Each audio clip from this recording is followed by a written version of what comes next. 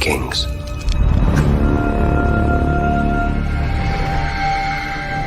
Fire.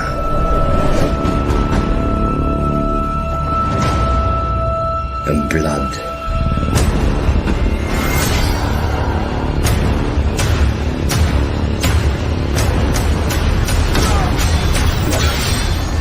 Dreams didn't make us kings.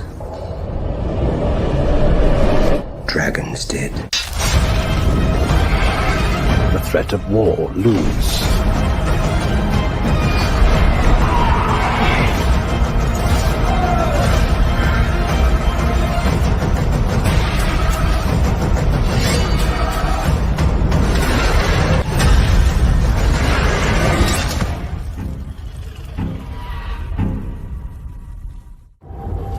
There is no war so hateful as a war between kin. I mean to fight this war and win it. I will not be thought weak.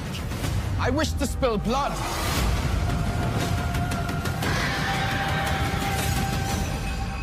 And no war so bloody as a war between dragons.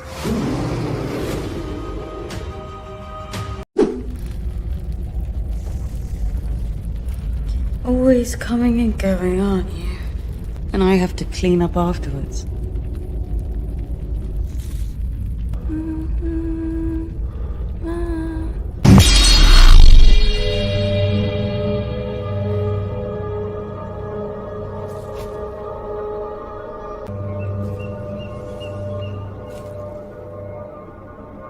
You will die in this place. Behold! The traitor dragon Maelys! Slain by King Aegon! Our terms are simple. Bend the knee to me, or your house burns. You were made to wear a crown. The king does not lack for heirs. The people whispered when Viserys lived there was peace. The path I walk has never been trod. There is more than one way to fight a war. What we must do now is terrible.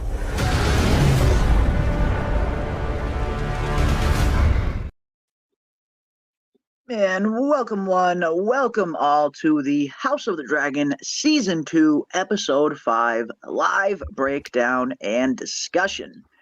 And we had a pretty interesting episode, to say the least. I must say, in terms of just the overall comments that I've been getting, it seems like this has been the not most hated episode, but at least the least liked episode among at least a lot of the comment section that I'm getting here on my channel. I can't speak to anywhere else, but I did put out a community post on YouTube after the episode aired asking how everybody liked episode 5, and an overwhelming majority of the comments, probably at least 75% of the comments, were for people expressing their disdain for this episode and how they really thought this one was a little bit boring.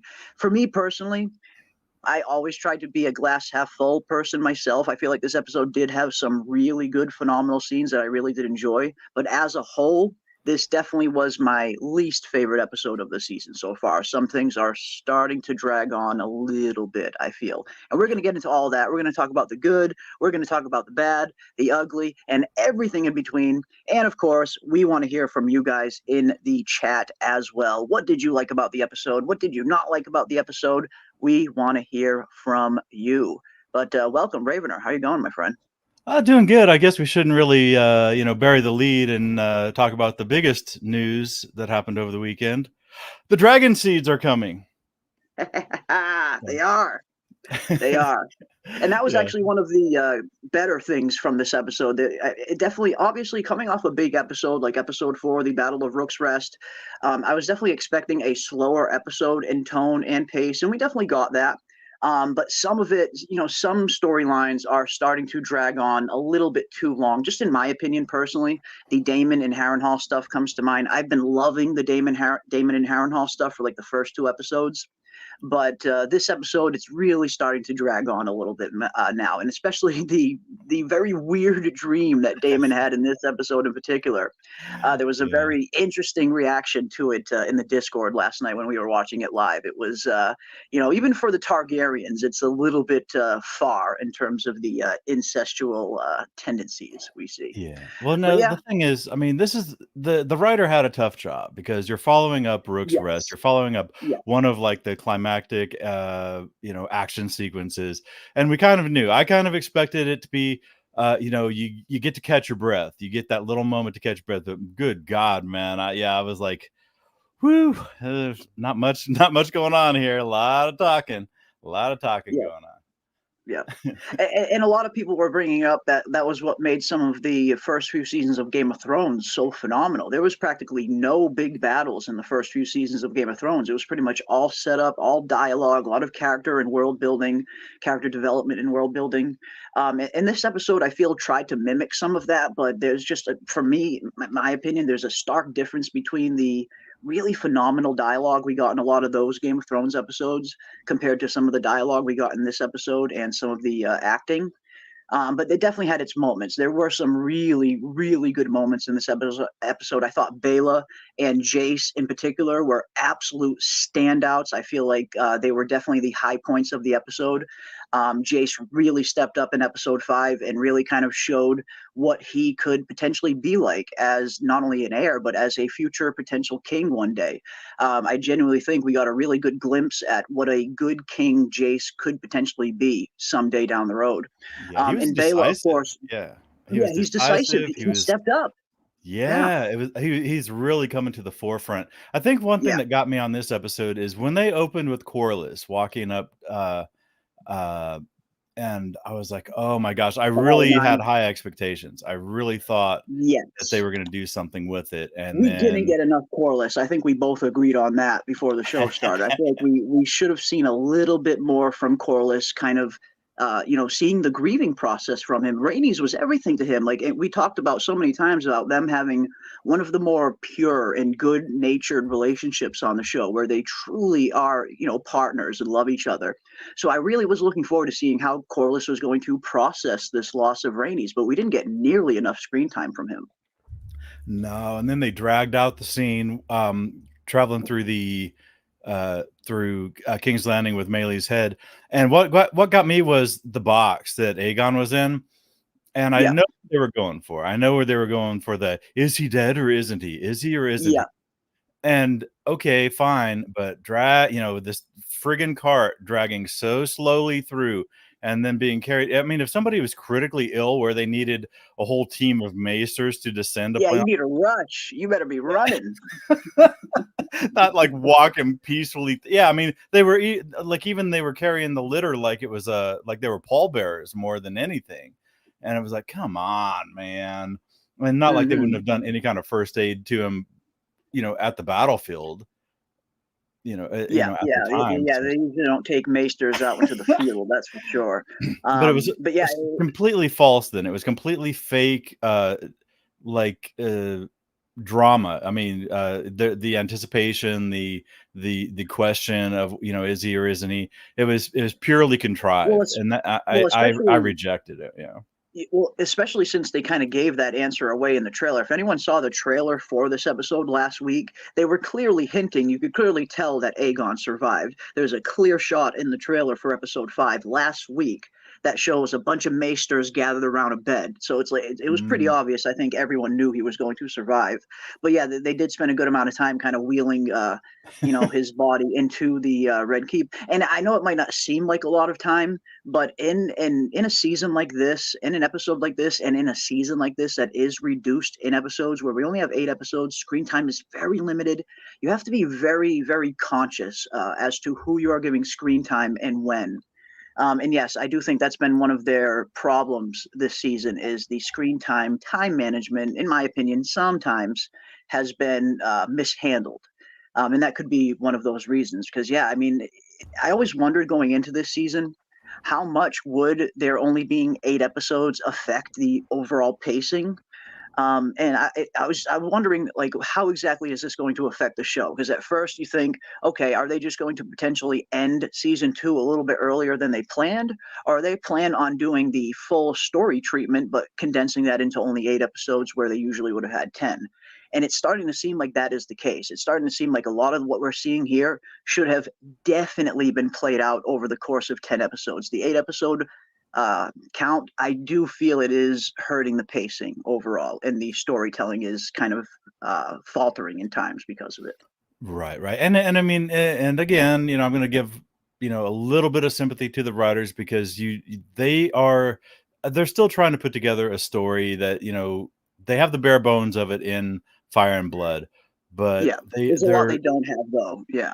Right. But some of the and some of the things some of the directions they've gone on their own paid off and did well. And then sometimes, and we've seen this in multiple series that we've reviewed together.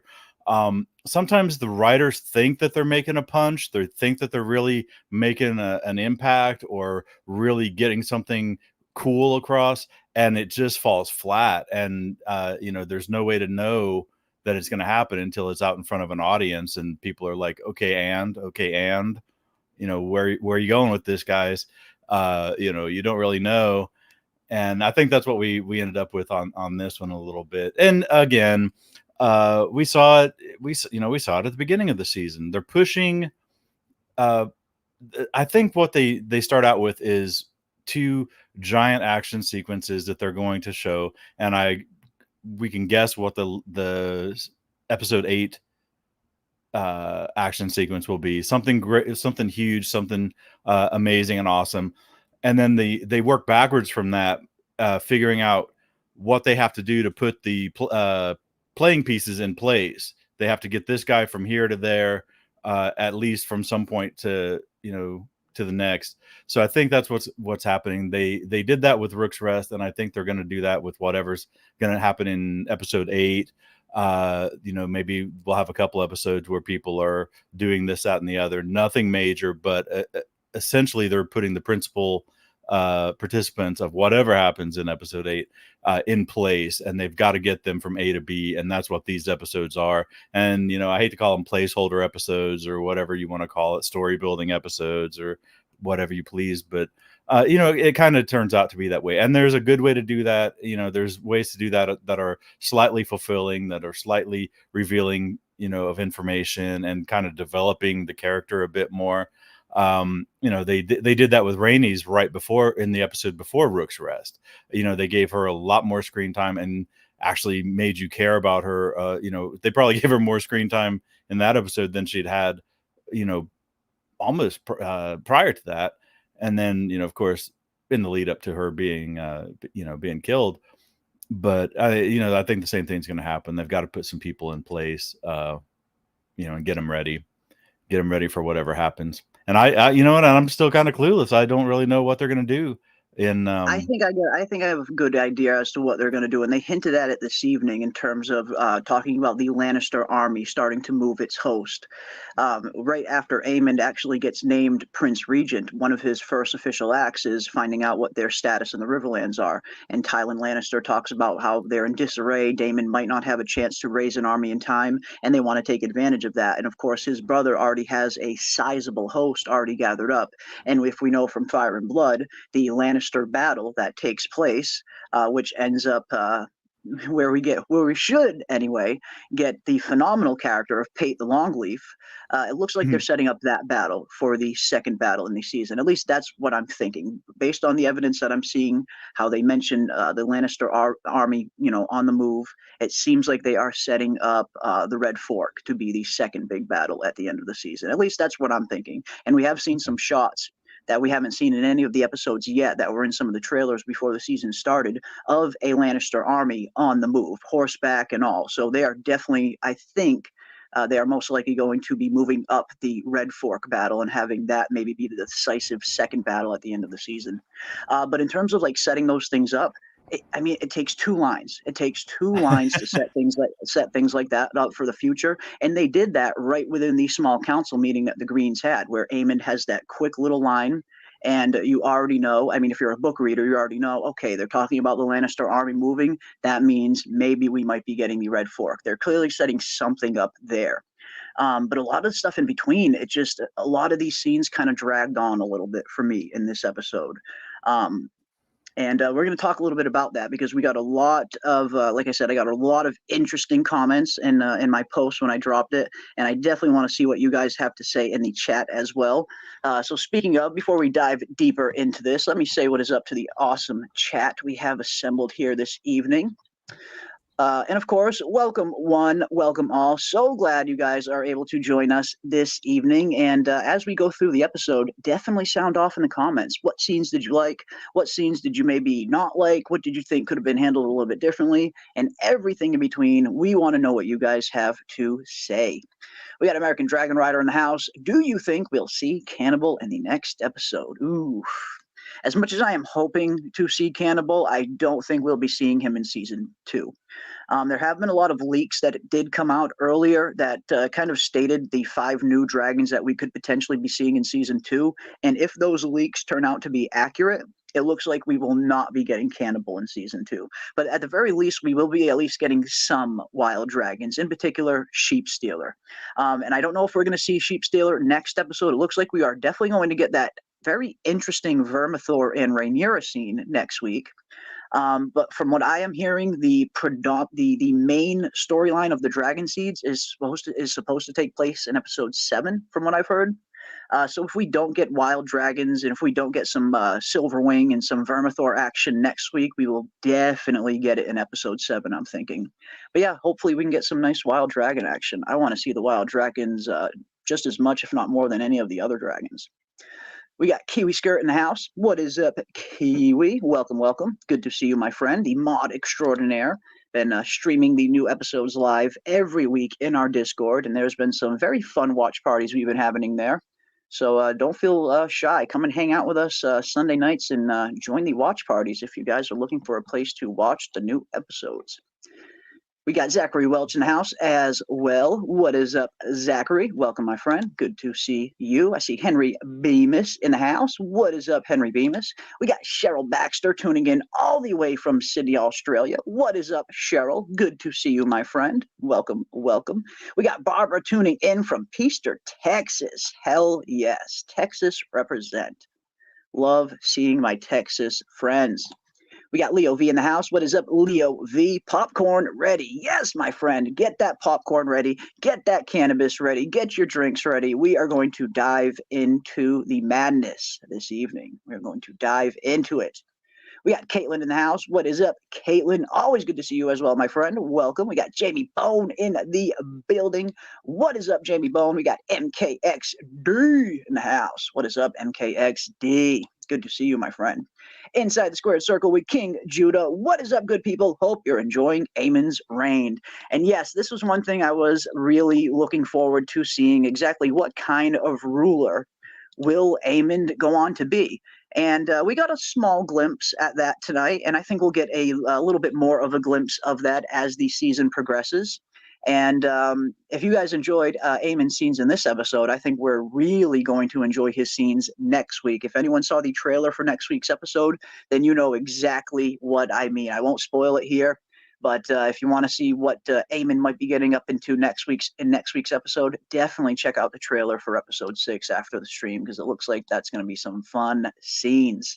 So yeah, I'm looking forward to seeing a little bit more from Aemond, and we're going to dive into his role in tonight's episode here in a minute, because he's definitely a big part of this episode indeed, considering the new position he has been raised up to. Felt like a filler episode, says Leo V, and it was in a sense. And I mean, it did have some very nice Easter eggs and some really nice kind of callbacks to the book. If you were a book reader, if you were a Fire and Blood enthusiast, like I know many of you are, and I know myself and Ravener are familiar with it as well. If you liked Fire and Blood and you know some of the kind of finer points of it, they definitely had some really nice Easter eggs that had some good callbacks to the book. in this episode. So we'll definitely talk a little bit about those. But yes, it definitely was one of those episodes where I was expecting a slower pace. I mean, of course, we did have the big Battle of Rooks Rest in episode 4. So I was definitely expecting this episode to be a little bit more of an aftermath episode, seeing how the chips fell. And in some ways, we got some good scenes in that regard. In some other ways, I think some things maybe could have been handled a little bit better, but that's what we're here to talk about. That is exactly what we are here to talk about and discuss. What we liked, what we potentially didn't like, and everything in between. So definitely let us know in the comment sections what you guys liked as well and what you didn't like. We got HJD97 in the house as well. What is up, HD? We got Danger V, the ugly Daemon, bumping the ugly with his mother. I know, right? Man, that was, yeah. I mean, the Targaryens are a strange lot. Let's not forget this. They are a strange bunch. But even that was I was a little taken aback by it. And we're going to talk about the Daemon Harrenhal scenes. I think we're going to start off with that here in 1 second as well, because that's one of the things that I was getting the most comments about in my recent post on YouTube. There are a lot of people talking about the Daemon Harrenhal scenes and how they think they might be dragging on just a little too long. And in some ways, I agree. The House of the Dragon has been a bust. It's taking way too long to get good, says Eric Ramirez. And again, I have seen some other people share the same sentiment. And if that is your opinion, that is totally cool. All opinions are welcome here, whether you love the show, whether you hate the show, everything is welcome here. As long as everybody keeps it fun and respectful, all opinions are welcome. We genuinely want to know what you guys thought of the episode. If you liked it, didn't like it, hell yeah, let us know. No, and I definitely think people will be thinking that. Some people will be thinking that. Some people weren't too keen. It just sometimes it's the nature of shows like this. Sometimes it's a slow burn to get going, and I think we all want more. I think that's the unifying aspect of the fandom here. Is like more. I mean, I want another episode the minute one is done. So it definitely, and I've seen slow burns pay off, and then I've seen slow burns just absolutely fizzle. So it's really going to be up in the air to see. They've got 3 more episodes. It's crazy to say. I can't believe it. There's only 3 left. Like, holy crap, man! The season just flew by. And I mean, with the exception of episode 4, I feel like episode 4, Rooks Rest, was a phenomenal episode. Not just because it had some really great action, but the way that whole story was told from start to finish. It had good setup, good lead in, and a good payoff. It wasn't just that it was a good battle sequence; it was a good episode as a whole. But episode 4 was kind of the only episode that has really just outright blown me away so far in terms of this season. And it sucks to know that there's only 3 episodes left, man. Only 3 left. Jesus. Only 3 left, guys. Only 3 left. What is up, Vic? Good to see you, my friend. Welcome. What is up, Jess? Good to see you as well. MKXD says this episode finally respected the Brackens and showed the Blacks suffer for their own overcautiousness and tolerance of Daemon. Harrenhal is beginning to grow old, but I hope it'll pay off well. And yes, we did see a little bit of a bit of an L from Team Black in this episode, whereas we see at the beginning Daemon is doing his damnedest to try to get the Brackens to bend, and I gotta hand it to the Brackens. They were very, very well ready to meet Dragonfire. They were not about to bend the knee. So if nothing else, I can respect the decision. The Brackens holding firm, even though I'm kind of more of a Blackwood fan at heart, just because they are of the old gods. Probably my bias from being a big Northern fan. But the Brackens held strong. They did not want to bend the knee to Daemon, and they made it known that they will burn instead of bending. So that was they did respect the Brackens. So I agree with you there, MKXD. I do agree with you there. And even Daemon even said, these are exactly the kind of men that I need. This is exactly the kind of soldiers that I need, the kind that won't falter in the face of death. Daemon was impressed by it, it seemed. Daemon was impressed by it. I'm not going to lie. When I saw this one shot here, I thought for sure he was a goner.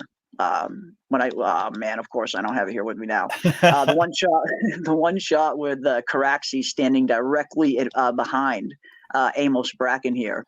And, you know, it's just Caraxes is in the background. It's kind of, you know, not in the foreground. They're really focusing on Amos. I thought for sure he was done. I thought for sure Caraxes was about to Dracarys his ass. Especially considering at this point in the book, Amos Bracken is already perished, which I do believe this is Amos Bracken. I'm not 100% sure, but I believe this was supposed to be Amos. So I thought he was going to get roasted. I thought for sure he was going to get roasted, but Daemon wisely showed unusual restraint.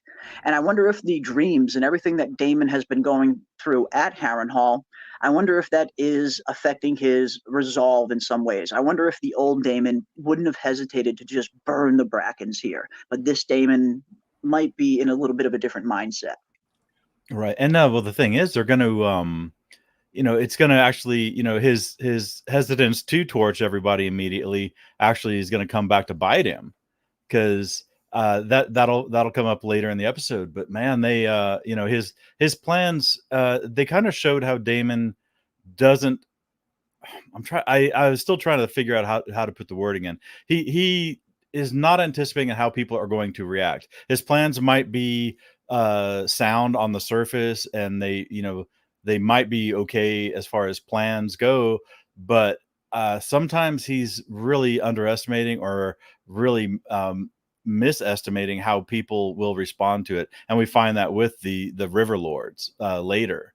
You know, what he thought was going to be the thing that was going to move them onto his side, he absolutely backfires in his face. So it does. It does, and we see the River Lords are absolutely kind of rising up in revolt towards the end of the episode against Daemon after that act that he kind of directly okays the Blackwoods to do. Really, so yeah, like you said, it kind of really came around and bit him in the ass. But I think we have to agree with Misty here. The puppy, the most honorable character of all. I can't deny it. I can't deny it. I love seeing this dog. This dog puts a smile on my face every time I see him. And it's crazy. This dog, all of these days or weeks later, this dog is still there, loyal to Cheese, waiting for his body to get cut down. It was a nice sentiment. I did enjoy seeing that scene. I'm a big dog lover myself. I've had dogs my entire life, so I love animals. So yeah, even though Cheese was kind of abusive, even though Cheese was abusive to the dog is still incredibly loyal to Cheese, waiting for his body to get cut down like that. So yes, I did notice that, Misty. And yeah, the puppy, the dog is definitely becoming one of my favorite characters on the show. I love that dog. That fucking dog's great. That dog is great. I'd defend episode 2, the auto scene, Daemon versus Rhaenyra, etc. I actually liked episode 2. I thought episode 2 was definitely, leagues ahead of this episode at the very least. And you mentioned Otto channel in particular, and I do agree with some of the people who have been stating this, and I've been stating this for the last few weeks as well. I feel like the show is missing something without Rhys Ifan scenes. Otto is just, he was one of those fixtures on the show. Always brought forth an incredible scene, incredible dialogue, incredible performance. Every time Rhys Ifans was on screen, especially in season 2, he really stands out. So I do feel like these last few episodes that haven't had any Otto scenes, I really feel like the show is missing him. It's just, the show's missing something without some of these good Otto scenes. Now we're stuck with just frickin' Alicent, unfortunately. I know. So yeah, I thought episode 2 was good. I liked episode 2. It was good. It was good. Let's see what else we got. While there are only 3 episodes left, there's still a lot of plot that still needs to happen. Please give us a 70-minute finale. That would be nice. It would be nice to get a nice 70-minute finale. So the other big battle this season is Stonehenge. Too early for the gullet with only 3 more. And I was thinking we could see something about Stonehenge, but it looks like we saw something about Stonehenge in this episode. We didn't actually see it on screen, but if you pay attention to the dialogue at the end of the episode, in this episode, the Brackens stormed Stonehenge and took it from the Brackens. So I don't think we're going to see any other taking of Stonehenge. I have a feeling that was what the taking of Stonehenge was going to be on this show. It's just a quick line that we get at the end of the episode when we hear that the Brackens successfully bent the knee to Daemon and that Stonehenge is his. It looks like the Blackwoods already stormed Stonehenge without Daemon, so I don't think we're going to see a Battle of Stonehenge. I do think the second big battle that we're going to get this season, again, is going to potentially be the Red Fork, or AKA the Battle of the Fish Feed. They have been slowly setting up. They're already kind of laying the groundwork for the Lannister army. We know the Lannister army is on the move. We see in this episode, as soon as Aemond is actually made Prince Regent, one of his first inquiries is what is going on in the state of the Riverlands and in the state of his forces. And we hear Sir Tywin Lannister mention that his brother has raised a sizable force. And we have seen in some other trailers that before the season aired, we do see a sizable Lannister army that was on the march on horseback. We haven't seen any of those scenes in any episode yet. So I get the feeling they are potentially going to be moving up the Battle of the Red Fork or the Fish Feed. I get the feeling that could potentially be the second big battle we're going to get in Season 2, because I don't think we're going to get the Gullet. I think the Gullet is, it just seems like they're going to save the Gullet for Season 3. That's a pretty big one. I mean, it's possible we could get the Gullet at the end of Season 2, but I really get the feeling that's probably going to be an early Season 3 battle. But just based on the Lannister kind of throwaway lines that they have been saying in these last 2 episodes, it seems like they're potentially setting up the Lannister army to be met in combat. And potentially, maybe that might be the second big battle at the end of Season 2. I'm not sure, but it just seems like they are setting up the Lannister army to have some kind of engagement. And in this episode, we specifically see Jace secure the twins, which will allow Cregan Stark's winter mother effing wolves to cross the twins unmolested and hopefully be able to check the Lannister army before they get to the Riverlands. So hopefully, maybe we'll see some of that. I get the feeling it looks like anyway, if the surrounding evidence is any indication, it looks like we are potentially heading to a Lannister, maybe Winter Wolves showdown. So who knows? We might get the Red Fork in Season 2 if any of this foreshadowing is going to play out in this season. I guess we shall see. But welcome, Kayla. Thank you for joining us, my friend. Good evening, everyone. Good evening. Good evening indeed.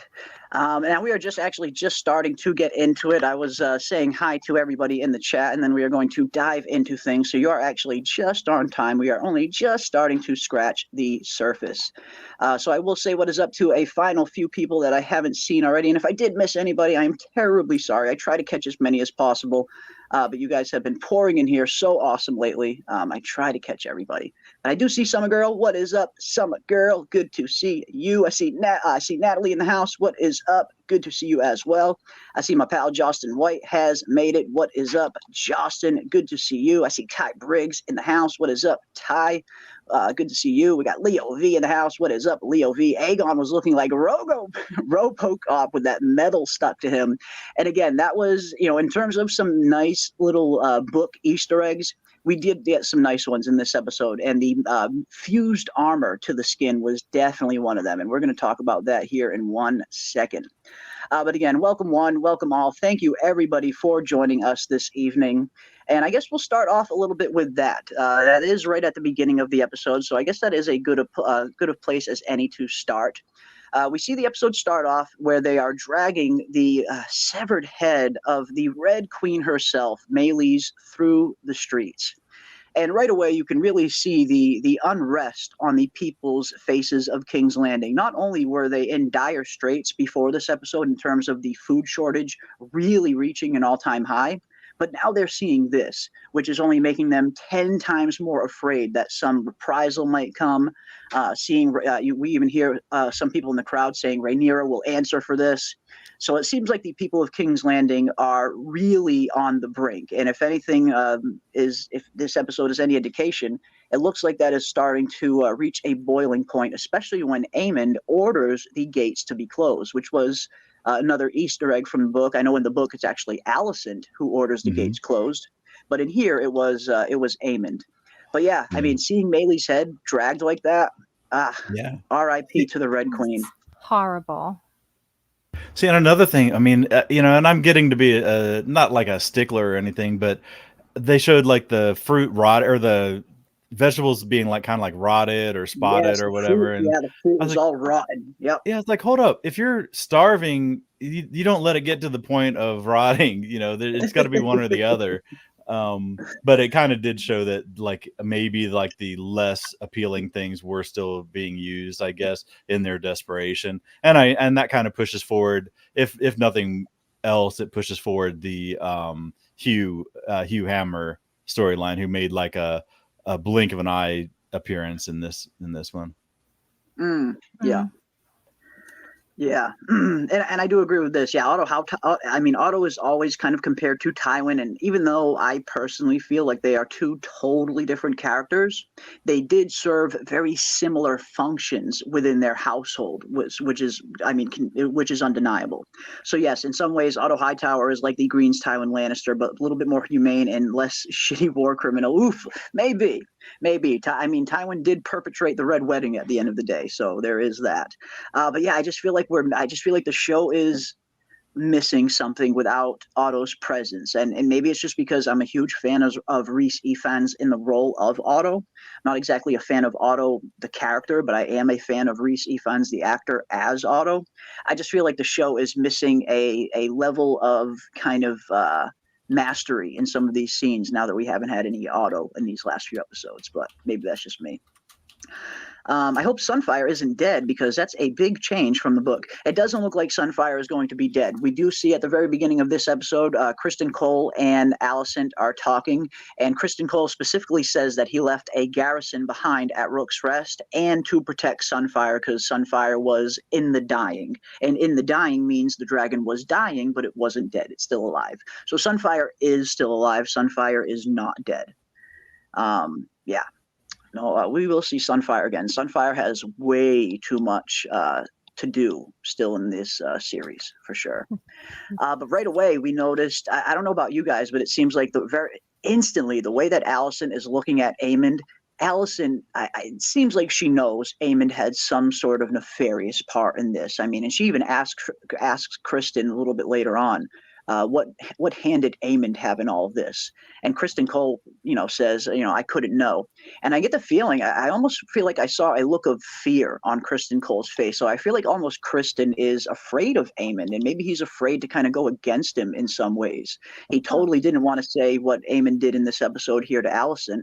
And then later on in the council meeting, he totally backs Aemond's claim over Alicent. I get the feeling Cole might be a little afraid of Aemond.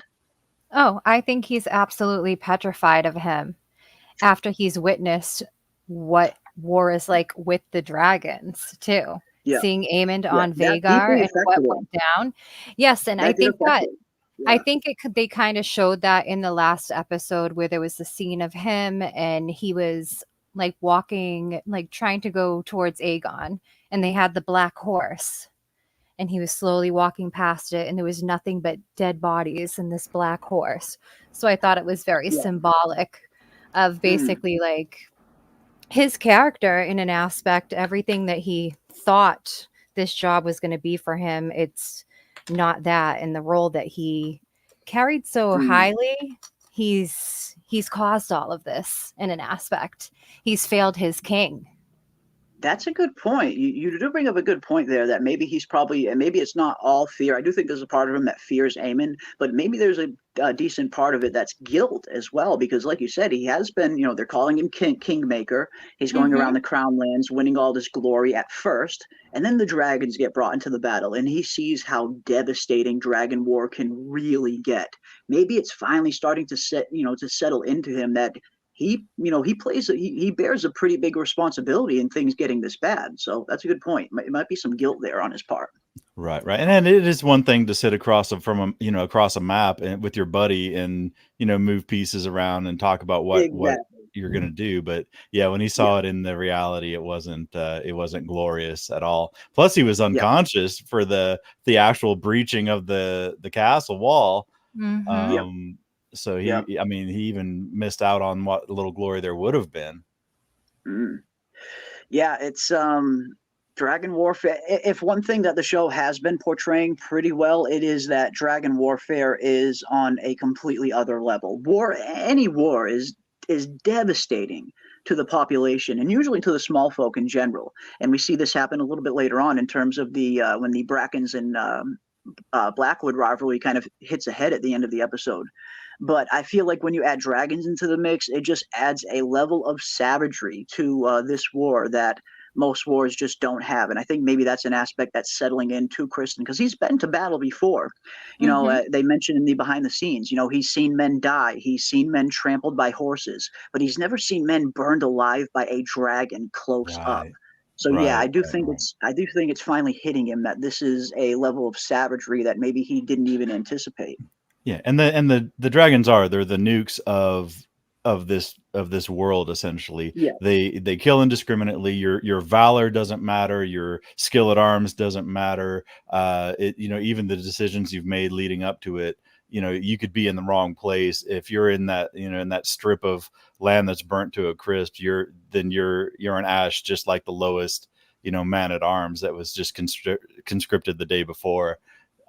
So yeah, it kind of leads a little bit of, you know, as long as dragons are part of the equation, it does take away, you know, it kind of makes it a little more pointless, a little more futile too.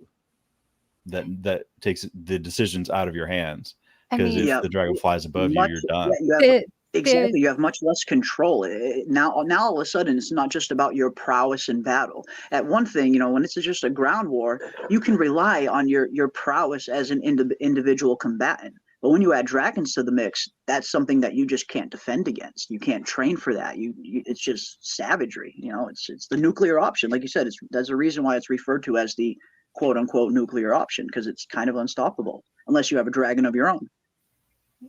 Absolutely. And I mean, I think that we saw like the consequences look at when Sunfire got cut open. People got bled on and got burnt to death. I mean, Vhagar, when Vhagar was landing, Vhagar trampled so many people. How many people did Vhagar take out? People and crushed them. Yeah, that was hilarious. You know, and it didn't matter what side you were on. Yep. You know? Yeah, those are green soldiers that Vhagar was stepping on, not Rook's Rest men. Yeah, that was his own men. And it totally reminded me of the same thing that happened in the Stepstones in season 1 when Daemon and Caraxes land right on that poor dude that's strapped to the freaking post on the in the beach. He's Prince Daemon, yes, save me, Prince Daemon. Squash. He gets landed on and completely killed. So yeah, I mean, there's just so many things that you can't account for on the ground once you throw dragons into the mix. And I do feel the show has been really good in showcasing at least that aspect. So I got to give them their props where props are due.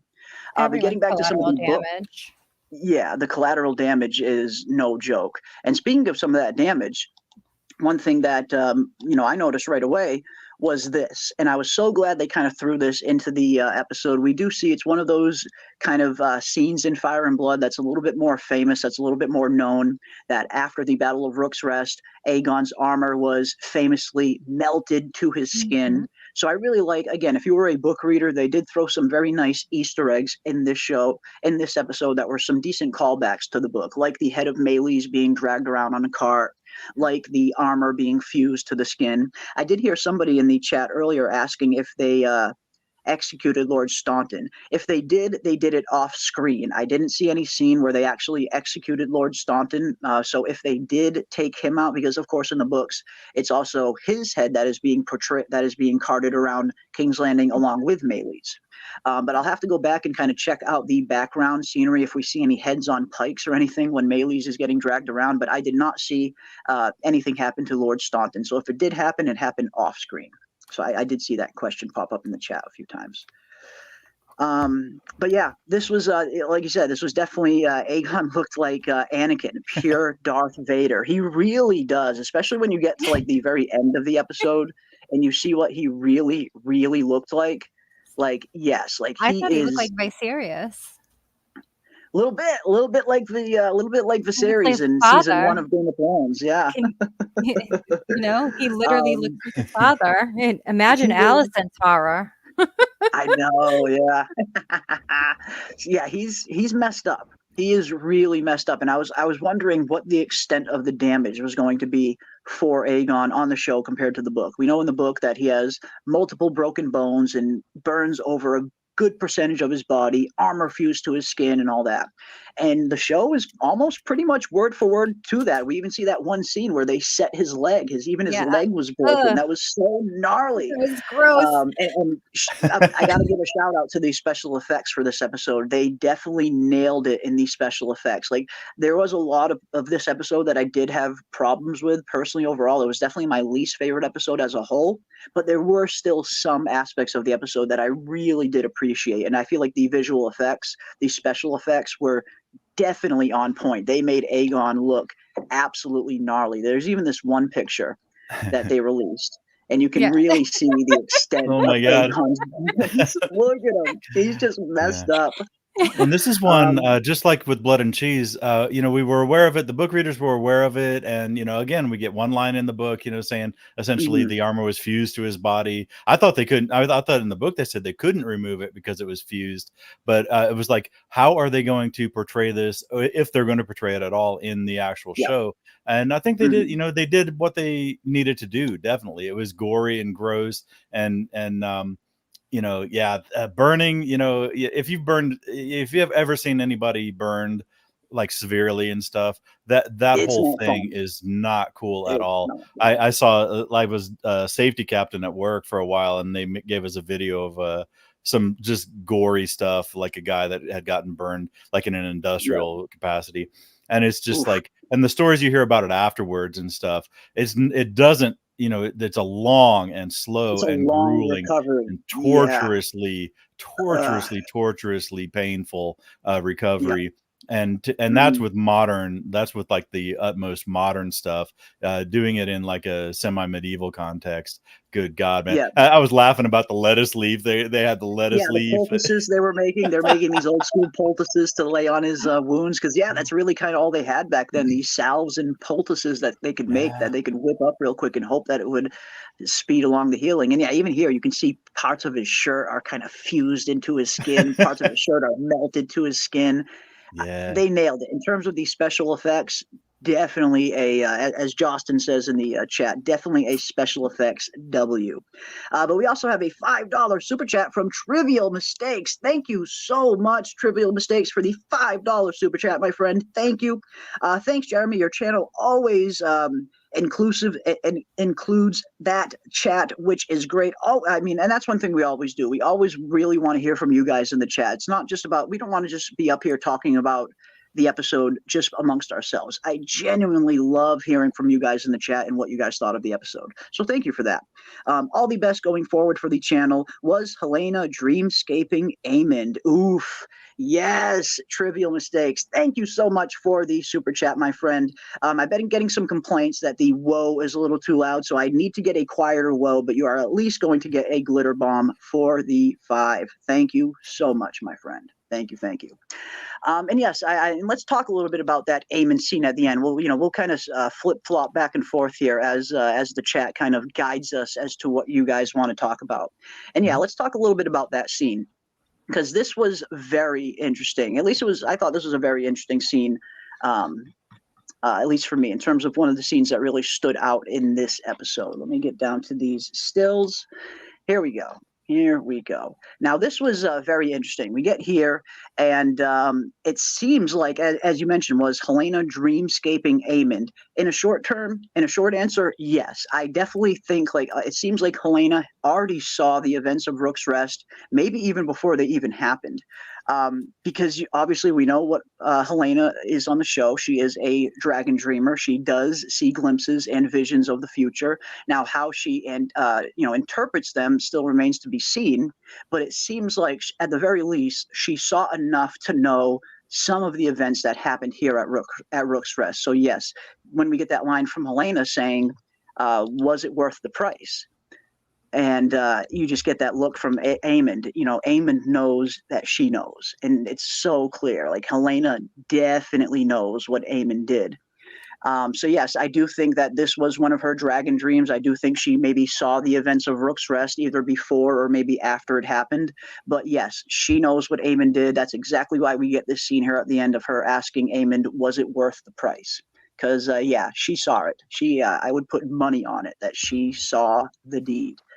And this is why I really do enjoy this aspect of Helena's character. We don't really get a whole lot of Helena in Fire and Blood. After Blood and Cheese happens, she kind of just shuts herself away in the tower and becomes very distant and despondent and doesn't really do anything. So I am enjoying the changes that they've made to Helena on the show. They're really giving this character a little bit more depth. They peeled back the layers a little bit more, adding the dragon dream aspect to her character. I thought was a brilliant idea, and for reasons like this, because you can have these little nuanced scenes that are only happening between two characters, but the audience instantly knows the ramification of this little conversation. Because as far as Aemond was concerned, he probably thought he was in the clear, that nobody, I mean, he might have thought maybe people will suspect some things, but nobody really knows. But Helena really knows. And I do think, yes, it is because of her dreams. I think she saw it. Wow. And what do you think especially about this episode, about this scene? Well, after Blood and Cheese, when she didn't scream, when she just kind of like vegetated on the floor, Yeah. I was worried that because like they say in the books, she does pretty much vegetate. She kind of loses her mind. She withdraws and doesn't sleep, doesn't eat, doesn't speak, doesn't do anything. And I thought, well, why focus on this character if that's what's going to happen? Like they essentially introduce her as a plot device, to be like the mother that gets her child slaughtered in front of her and then remove her immediately. So I'm kind of actually glad that they do give her something to do other than just vegetate and withdraw, curl up in a fetal position and not do anything. So that is kind of neat. And it was cool that she knows what again, man, I don't think, and I know when you guys were talking about the Rooks rest, I don't think Aemond intended to, he didn't take off from the ground intending to kill Aemon or Aegon. I mean, he saw Aegon fly over. He saw an opportunity. Yeah. He saw him fly over, and I think he stayed on the ground once the battle horns sounded. He stayed on the ground to let kind of let him stew in his own juices, or like he wants to fight, let him fight. Kind of like I think he wanted to see how it would play out between Sunfire and Meleys. I think part of him was maybe even hoping that Meleys would take out Aegon for him, to be honest, right. And then he could come out, take out Meleys and be the big hero. Yeah. So, and when if worse comes to worse, he could take off and rescue Aegon if Aegon got the worst of it. But then that moment, that thing happened in the moment. It happened. He saw. It's like, do you take out? It's almost like a sniper, scene. Somebody's got a hostage in front of them, and the guy's holding a gun to them. Do you take the shot, and knowing that you might actually hit the, you might do you shoot through the hostage to get to the hostage taker? I don't know, but especially. But the other thing is, because he had, I don't know that a whole lot of thought processes went through his mind though. Like, I can be the king. I don't know that he was. Yeah, was he thinking about all of that after effect, or was this just, okay, I see an opportunity, let me take it? Was he even thinking about the ramifications of it? That's a good point. And we saw that once before with him and Vhagar with eating Luke. It was like, he was up there in the moment, shit happened, and then he's like, then he has to deal with it.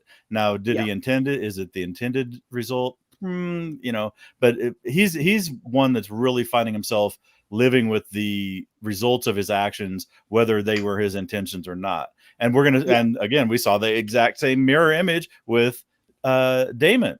He's got to live with the results of his actions, or the results of the decisions that he's made, even if they were not what he intended. And we'll see that later in the episode with the River Lords. Yep. And you make a good point. We do see kind of that theme playing out in this episode, where we're seeing these consequences, these direct consequences are coming home to roost, maybe sooner than even anticipated in some cases, like Daemon's. So yes, we are seeing the consequences of taking a direct action, or a direct inaction even. It seemed like this scene was an actual dragon dream, because of the location is similar to Dany's and Daemon's dream take place in the same spot, with all three of them looking at the throne. Ooh, interesting. Trivial mistakes. Interesting. I didn't really consider that, but the way that the scene is portrayed, the low light of the scene, I mean, I suppose there's a possibility that the whole scene could have been a dragon dream. I kind of took it as Aemond kind of just contemplating his choice. Like he's sitting there, he's staring at the throne, probably thinking about everything that led up to this moment, thinking about what he did during the Battle of Rooks Rest. The consequences are finally hitting him now, which they didn't earlier. Like you mentioned, Rhaenyra, consequences are finally coming home to roost now. So I kind of took the scene as him just in the throne room, contemplating the moves that he has made and the position that he finds himself in. But no, you do bring up a good point. I mean, it's almost the exact same spot of Daemon's dream when he sees younger Rhaenyra, when he kind of takes her head off. So no, you make an interesting point. I mean, who knows? Maybe it was more dragon dream than reality. I like the idea. And don't we hear Helena, see Helena later on in the Dragonback in battle? Do we? I'm not sure. I don't recall seeing Helena on Dragonback in any of the trailers, but I mean, it's certainly possible I could have missed it. But I don't know. I'm not sure. I'll have to go back and watch some of the old trailers and see if we can see any Helena in the background. I don't recall it myself. I'm enjoying the White Worm at Dragonstone. She is very wise, says Jennifer Smith. Yes, and I guess we can talk a little bit about that as well, because one thing I have been kind of enjoying, actually, has been the relationship that has been kind of sprouting between Rhaenyra and Mysaria. Especially considering where these two characters started out, like on complete polar opposites of each other, and compared to where they are now. I'm enjoying it. I think Mysaria and Rhaenyra are an interesting duo, and I think it does seem like they're going a similar direction from the book, where Mysaria starts to become a very close confidant of Rhaenyra, and Rhaenyra really comes to trust her. But I have been enjoying these scenes between Mysaria and Rhaenyra in particular. I feel like they're starting to find common ground on each other. I feel like Mysaria really gets Rhaenyra, and if not really just gets her, at least really gets the position that she is in. Being a female herself, trying to make a name for herself in this world. I am enjoying the kind of the back and forth between Mysaria and Rhaenyra. And Rhaenyra, Mysaria, excuse me, really kind of teaches Rhaenyra something very vital in this episode in terms of war being fought on multiple different fronts, as we see Rhaenyra and Mysaria seemingly enact some kind of scheme where they send Helena, Rhaenyra's most trusted handmaiden, to sneak inside King's Landing and meet up with the serving girl, the famous serving girl from season 1 that Alicent gives the moon tea to, the one that Aegon abused. So I wonder what the heck they are cooking up there. And I guess that'll be my question to all of you guys in the chat and you guys on the panel as well. What exactly do you think Rhaenyra, Mysaria, and this serving girl here, what do you think they could potentially be planning? It's going to be interesting to see, because I remember in some of the trailers, we do see Rhaenyra's trusted confidant in the middle of the city right when the riot is getting ready to take off. So I wonder if she was maybe sent here to kind of sow the seeds of discord a little bit more and kind of make, kind of stir that unrest among the people of King's Landing a little bit more, just based off the line that we hear from Mysaria saying that war can be fought on many different fronts. I get the feeling this is heading into the kind of propaganda territory maybe for the Blacks. But what do you guys think of this episode? I mean, this scene. Go for it, Kayla. Oh, I definitely think it's propaganda. It's gossip. She's going to pretty much a whorehouse. So there's not much to be said. I mean, the only other possibilities is that she's going to search along for people that are possibly dragon seeds, or just to keep an eye on things in King's Landing and then report back. Ooh. So it's more than likely propaganda being spread. Kayla, I think you're onto something here with the dragon seed stuff, because in the book, we know that Hugh Hammer and Ulf the White are on Dragonstone, but here on the show, they're in King's Landing. Yes. Maybe this is how they find out about Rhaenyra looking for potential Targaryen bastards. Maybe that's why she's here. I think you cracked it. One of the three. It's one of the three possibilities. I like that. I like that a lot. That is a very good idea. I like that a lot. It has to be one of the three. Too, depending on how long she stays, and eventually, what we'll see what happens in King's Landing, how it's taken. I mean, there's 3 different routes I think that they can go. One is the sowing of mistrusting everybody in the kingdom and turning sides. The other one is keeping an eye for the dragon seeds and reporting back information on that kind of stuff. Or basically, because they were definitely planning that stuff, I believe, before she was sent, if I am correct.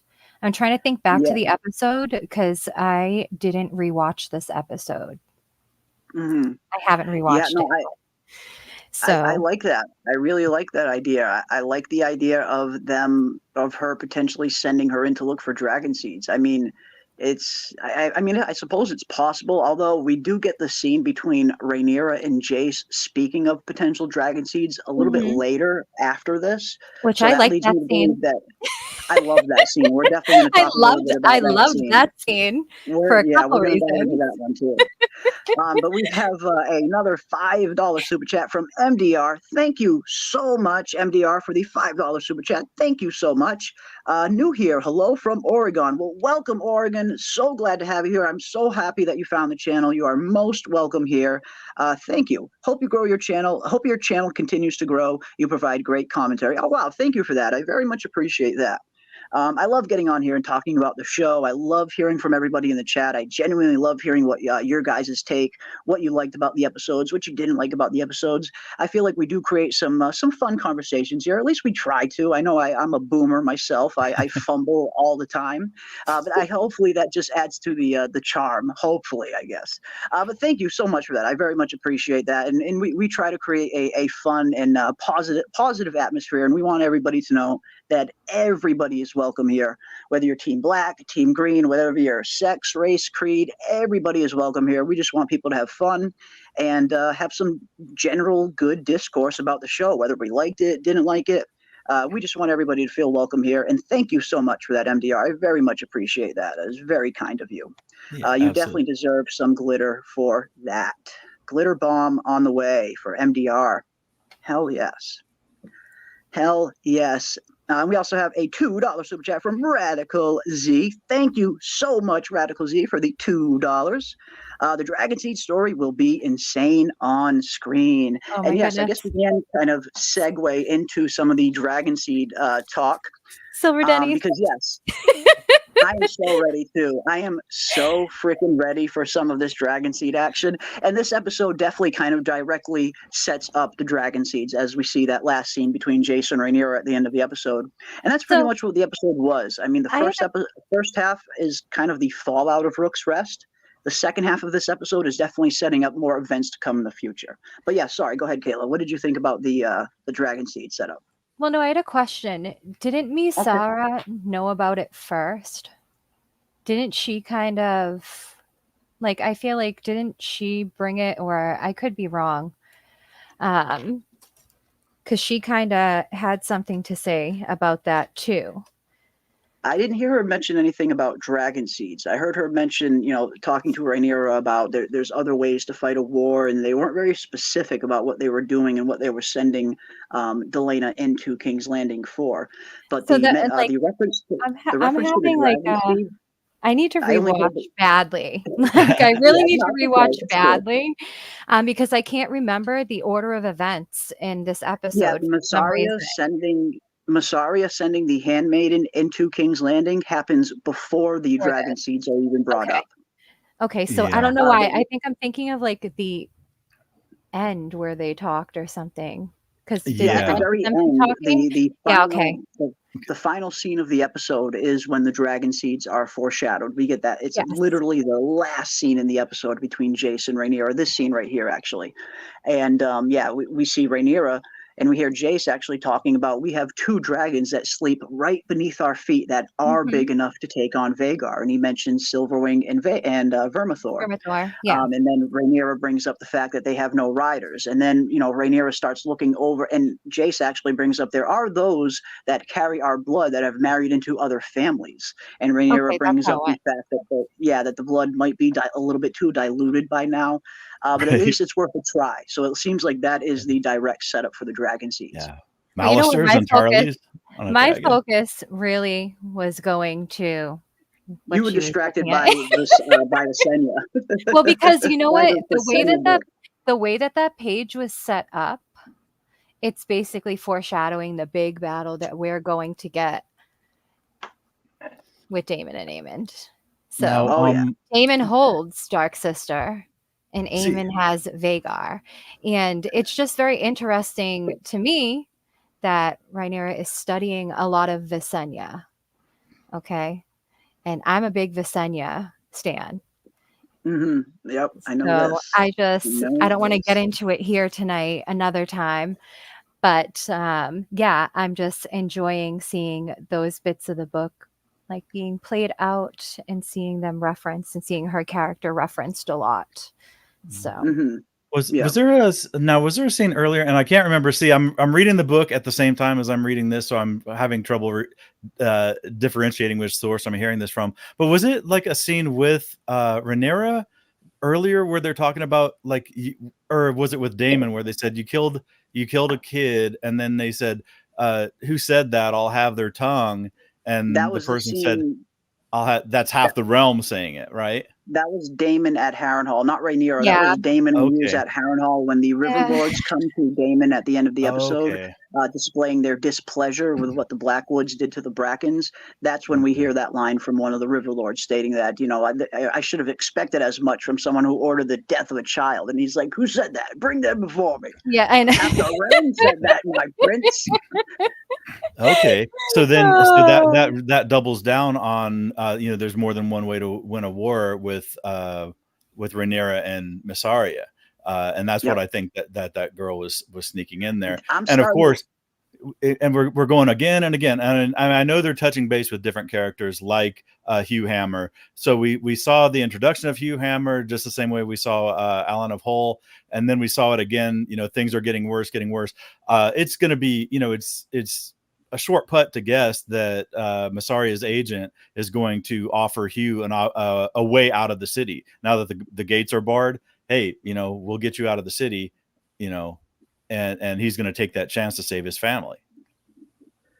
I suppose it's possible, but I think how is Rhaenyra's handmaiden going to know that Rhaenyra needs dragon seeds is the only thing. I don't know how she would know that. Unless Rhaenyra can get word into her from inside King's Landing, which I suppose is probably not outside of Mysaria's capabilities. She seems to have little birds, as it were, everywhere. Watch a raven fly into the whorehouse. Yep. Yeah, Mysaria is full of little birds. My little birds are everywhere. Even in the north, they whisper to me the strangest stories. So yeah, I think it's totally possible that could happen, because at some point we do see at some point Hugh the Hammer, Ulf the White, and Adam of Hull.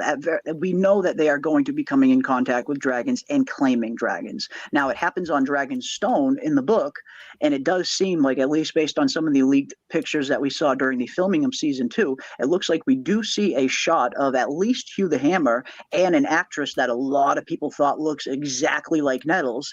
It does look like we saw a leaked photo of them standing on an island that looked a lot like, the terrain anyway, looked a lot like where they filmed Dragonstone scenes.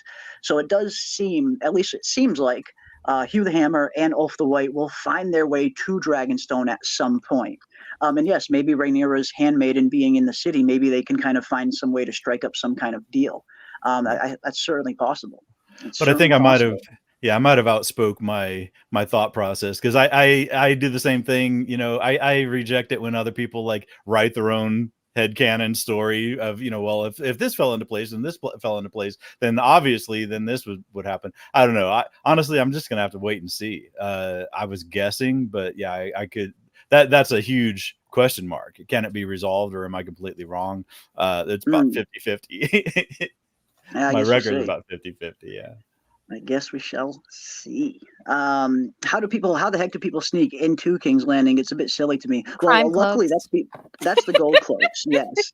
Crime cloaks. Crime cloaks as well. We got Daemon's cloak of skullduggery, as I like to call it. But yes, she has a Red Riding Hood cloak on. That's what she She's showed got a up Red there Riding wearing. Hood cloak on. But there are ways to sneak in and out of the city. It seems like, based on this episode, it seems like the City Watch, the Gold Cloaks in particular, they are the ones in charge of closing the gates. They are the ones maintaining who can enter and who can leave, and they are still letting merchants and such in and out of the city. It's not like it's on complete lockdown. They will still let merchants and so on and so forth in and out. So getting in and out of the city is not impossible. It just became a lot harder. But if you can bribe the right gold cloak, I imagine you can gain access to the city fairly easy, actually. You just got to find the right gold cloak that's willing to take a bribe. So yeah, getting into the city might be a little bit harder now, but certainly not impossible. Certainly not impossible. This is one scene that I really want to talk about because this was actually probably my favorite scene of the entire episode. I absolutely loved this scene between Corlys and Baela. Let's talk a little bit about this. Tamara Jones says, what was fascinating to hear was when the Lord of Driftmark offered his granddaughter Baela Driftmark, and her response was, "I'm blood and fire.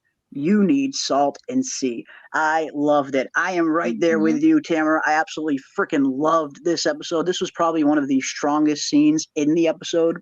I think between this and Jace's scenes, these were the two kind of standout performances for me anyway in episode 5 were definitely Jace and Baela. And we'll talk about Jace stepping up and going to the twins right after this.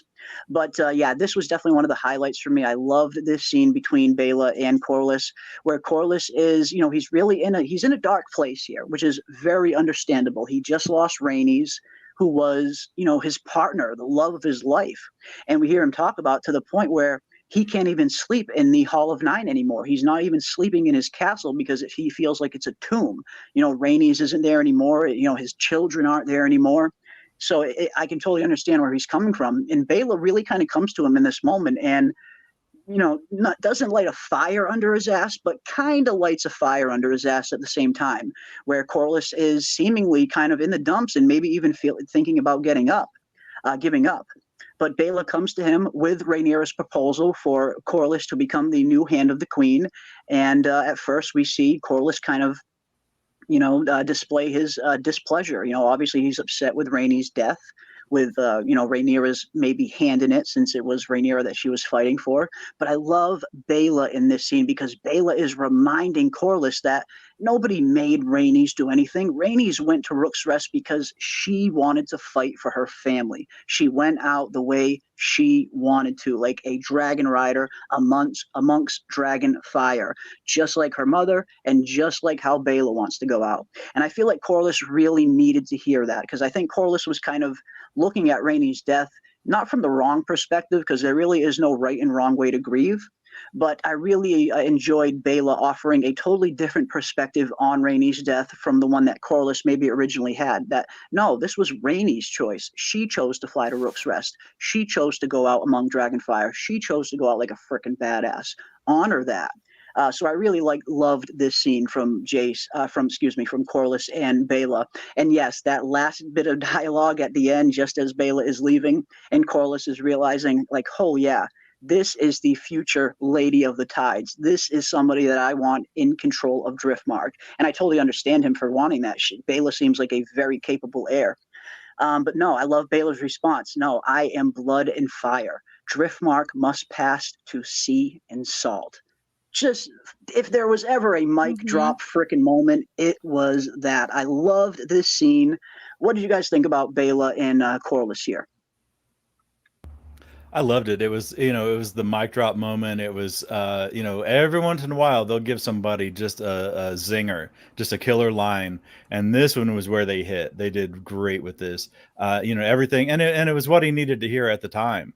So I mean, yeah. he'll get his groove back. He needed to hear that. Yeah. What about you, Kayla? What did you think of Baela in this episode? I think you pretty much summed it all up. I thought this was a very impactful moment. So, and this is probably one of my favorite moments from this whole episode. So I think we're also setting up his bastard children coming in and taking on the Valyrian name as well, because they are of sea and salt.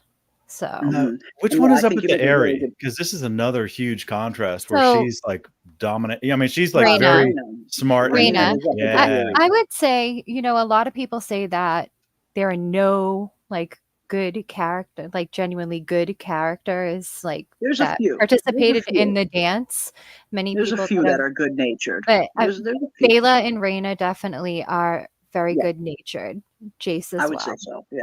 And even Corlys and Rhaenys kind of are for the most part, you know, in terms of like some of the more good-natured characters, in terms of a lot of the straight up gray characters and kind of anti-heroes like Daemon. The show definitely has some good characters, some noble and honorable characters. There are some for sure. And Jace, I would say Jace is another one. Yeah, Jace, absolutely. Yeah. Absolutely. You know what I do wish though? I do wish that we saw the flashback of Rhaenys taking Meleys. Because they told the story, and I really wish that we saw that kind of play out. Because that's one thing I thought like before last episode, not necessarily like that scene in particular, but I just wish we would have got to see more of the bonds between Aegon and Sunfire and Meleys and Rhaenys. So okay. Yeah, I would have loved to seen some more scenes like that. And again, I feel like that's, you know, having only 8 episodes is maybe, you know, it's scenes like that if they did have a little bit more screen time, maybe they would be able to showcase a little bit more of those aspects. But yeah, unfortunately, having only 8 episodes, it seems like some stuff they have to kind of condense down, and some stuff is probably unfortunately getting left on the cutting room floor. But yeah, this was such a good scene. It was definitely one of the standouts for me. Baela really kind of just not sticking it to Corlys, but you know, really kind of, you know, showing a different perspective on things, and maybe seeing Rhaenys in a totally different light now. And Jostin, I think you brought something up in the chat a little earlier as well that I do kind of agree with. That part of this right here that is going on with Corlys right now is not only him grieving, but a little bit of his guilt, maybe even, especially when Rhaenys does kind of come up to him and says to Corlys that I know who he is, speaking about Corlys's bastard sons, Alan and Adam of Hull. Rhaenys totally knew about them, and if anything, Rhaenys was a little bit more upset at Corlys for hiding them than she was at them actually existing in the first place. So I do get the feeling that we will start to see Corlys acknowledge and honor Adam and Alan of Hull, probably in Rhaenys' memory. So I do like that. I do have a feeling we will see some of that. Great stuff tonight, guys. You guys are killing it in the chat with some awesome stuff. Awesome stuff. Yeah, Baela the badass. Baela being the badass of the family while Daemon is off losing his mind. And I guess that is a good segue. Thank you for that, Jess. Yeah, let's talk a little bit about the Daemon scenes. Because the Daemon scenes they've been kind of interesting up until this point. Now, I've been on record. I actually really enjoy the Daemon scenes for the first 2 episodes or so. I've actually really enjoyed the Daemon and Alice and Harrenhal stuff. I love how they're portraying Harrenhal as a very spooky and cursed and haunted castle, which they really didn't do in Game of Thrones. So I have been loving that aspect of it. But now that we are 3 episodes into nothing but Daemon going on a non-stop medieval DMT trip, I feel like it is starting to drag a little. It's starting to drag a little bit now. I liked it for the first 2 episodes. 3 episodes in a row of straight up DMT Daemon, it's starting to be a little bit much, especially when you throw this scene in there of him kind of straight up having sex with his mother. It gets a little bit weird. And I get, you know, what they were kind of going for symbolically. The mother is really talking about how Daemon was the favorite son in here. And this, I get the feeling this scene was meant to kind of speak to Daemon's brotherly rivalry he had with Viserys, because even though Daemon and Viserys really loved each other, there was a part of Daemon that was a little bit envious of Viserys, that he was the firstborn, because much like Aemond and Aegon, Aemond, being the second-born, definitely felt like he was the more worthy of the 2 brothers. And Daemon definitely has that same feeling towards Viserys. Even though Viserys is the firstborn, Daemon definitely felt like he was the more worthy. He was the better warrior. He felt like he was the better leader. He even says it to Rhaenyra that he thinks Viserys was afraid to keep Daemon too close to him because he didn't want everyone to feel that he didn't want everyone to see Daemon as a leader. So I definitely feel like this scene was meant to kind of invoke some of those feelings in Daemon in terms of the brotherly rivalry he had with Viserys, and some of those maybe darker feelings that he maybe didn't really speak too much, but probably had deep down in terms of how he did have a little bit of envy for Viserys because he was the firstborn. And I feel like that's what that scene was meant to convey. We see Daemon tripping balls, dreaming about his mother, saying, "You're the best son, you should have been king," yada yada. This, in my opinion, this was speaking to Daemon's vanity and that part of Daemon who thought that he was the better brother between him and Viserys.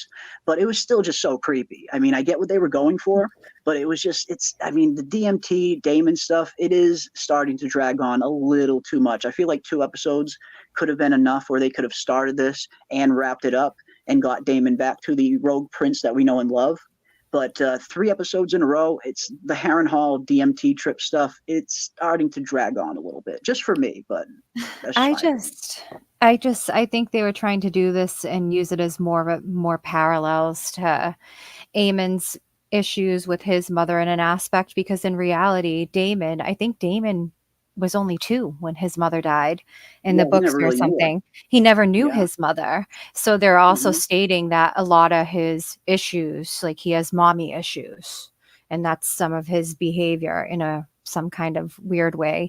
I don't think this scene was necessarily necessary. That's just my personal opinion. And I need Daemon to go out and be Daemon. At this point, that's where I'm at. I need Daemon to go out and be Daemon. It was so odd to see him like building things in Harrenhal, like cutting whatever he was doing with the wood and like chopping wood and shit. Yeah, it was just very like he's here and he wants to be. I don't know. Well, I didn't like is they're going in a totally like different category now. It's one thing, but it's one thing how they were showcasing Daemon in these first few episodes when he got to Harrenhal, but this episode really kind of crossed that line of no return in terms of Daemon really straight up admitting that he is not overthrowing Rhaenyra in a sense, but he is definitely staking his claim for him. And that's an aspect of Daemon that I never really just got from Daemon. In terms of book Daemon anyway, I never got the sense that Daemon ever wanted to be king. He's just not that kind of character. He's the rogue prince. Daemon just doesn't have the temperament for being king. And it seems like on the show, they're very kind of set on him being, kind of lusting over this throne. And that was one of the aspects I didn't really like about Daemon, about, what they're doing to Daemon's character. They're making him so kind of tunnel vision that he wants to stake this claim for himself. It's just, I don't know. I felt like it was a step too far. And I don't want to call it character assassination, but they're making some very weird decisions with Daemon's character. And I get it. The show Daemon and book Daemon are 2 totally different things. So we need to expect some differences. But I guess maybe it's just me personally. I was never expecting show Daemon to go this far, to straight up admit that he straight up admits it to Alice Rivers in this episode, that he believes he should be king, that Rhaenyra isn't strong enough. So I guess I just wasn't expect the show to go this far with that aspect. It kind of shocked me a little bit. But what did you guys think about Daemon staking his claim over Rhaenyra and saying that when he takes King's Landing, if Rhaenyra wants, she can join him by his side? It was just, I guess I just wasn't expecting them to go that far. I didn't like it. Yeah, to say it out loud. I mean, it's one thing to think it. It's one thing to plan it. It's one thing to plan it and put it into the action. But man, when you put it out into the world in words, then it becomes real. And, it was only that Sir Simon, right? Or was it with Alice Rivers that he mentioned it to? Oh, he told, he told Sir Simon when he said, that would make you king consort. It's like, well, you don't need that last part. That last part's not really necessary, is it? Yeah. I mean, I feel like they're detouring away from his characterization within the books in which he's supposed to be based off of. And it's not that I'm like, we know I'm a big book fan and I'm always up for changes that make sense. And I just don't think that this makes sense for his character, how they portrayed him, at least within the first season to now. So and I'm sure there will be some people that are not going to like me saying this, but it's how I feel. I'm just not too happy with this right now. No, opinions are welcome. That's just it is what it is. I mean, he's I don't know. I hope this changes. I hope this is, even though Alice Rivers should not be affecting him this much, perhaps this is just all her doing in some aspects. That's another possibility, that Harrenhal or whatever's affecting Daemon, these hallucinations, these dreams, whatever he's having, whether it's Harrenhal or Alice Rivers doing it or the Weirwoods, there is that possibility that whatever is affecting Daemon is making him not think clearly. There is that aspect to it, but it's just very weird to see them go this far with Daemon's character to straight up admit that he's trying to press his claim, not Rhaenyra's. I guess I just wasn't expecting them to go this far with Daemon's character, but it'll be interesting to see where it goes. If nothing else, I'm looking forward to seeing what happens, where it goes from here. But yeah, I guess it just kind of took me aback. I guess it was just something I wasn't really expecting to see. But yeah, maybe it's the curse of Harrenhal screwing with him a little bit. But yeah, not very Rhaenyra's most loyal soldier of him, right? Especially too, since in the what was it? Was it the first episode or the second episode? It was the second episode, right? Where he was basically breaking down to Rhaenyra before he left. He's like, basically, all this stuff like I've done for you, so you can have the throne, pretty much. This is a complete contradiction to anything that he said to her there. It's like what he's admitting here. So I would be curious to know what George thinks. This was, I mean, even the chopping wood. Targaryen. I mean, when you're in a shooting war, you don't sit there and chop wood. And I understand that. I don't know if he was trying to be like man of the people, trying to, if that was the gist of it. Man of the people thing. Yeah. He says that in the episode. He's like, let it not be said that Daemon Targaryen didn't get his hands dirty in this war. I think he just wanted to be seen doing his part, which I can understand that. I can respect that. A leader getting their hands dirty on the ground floor. But in terms of having a very limited season with only 8 episodes and limited screen time, showing him chopping wood probably isn't the best use of time. Yeah. I mean, if they're going to do fan service, they do it with the shirt off, show them abs. You do it like Aemond did with the dong out. I just think this is a bit. This is getting to be a bit too much. I'm ready to move on. It's going on a little too long. 3 straight episodes in a row. Yeah, it's too long now. They need to move. And again, it's very weird because it seems like they rushed to get through Blood and Cheese. They rushed to get through Cregan Stark. They rushed to get through some really, not rush, but things could have been fleshed out a little bit more. And, when we're getting to Rook's Rest in episode 4, and then the rest of the season, we're not even getting as far as the Gullet, there's some time mismanagement there. I'm sorry. There's some time mismanagement there that could have been handled a little bit better, in my opinion, in some times. But I don't know. That's just me. I'm still looking forward to seeing where it goes. But yes, after absolutely. 3 straight episodes in a row of DMT Daemon, let's wrap this up. DMT Daemon. And you know what too? The dog somehow is the most loyal character in this whole show. I love that dog. Absolutely love that dog. The dog is literally the most loyal character in the whole show. He's still waiting by his body. They're taking the body down. He's following. I mean, they're making it. Yeah. I'm ready to. There's a reason a dog is man's best friend. I mean, there's a reason. But no, April May brings up a really good point as well. Is anything Daemon is seeing at Harrenhal even really happening? It's freaking me out sometimes. And me too. Like, they're playing it so weird. Like, in terms of making it very ambiguous to not only Daemon the character, they're playing it very ambiguous for us, the audience, where even we're left to wonder, what is real? What is hallucination? What is fake? What is he really seeing? Because the way that these visions kind of are interpreted on the show, or the way that they're portrayed on the show, 1 minute Daemon will be in the middle of this weird, trippy vision, and next thing you know, he's sitting at a fucking table, like literally just sitting at a table 1 second later. Stop drinking this what's stuff. real? Yeah, he's looking at the cup.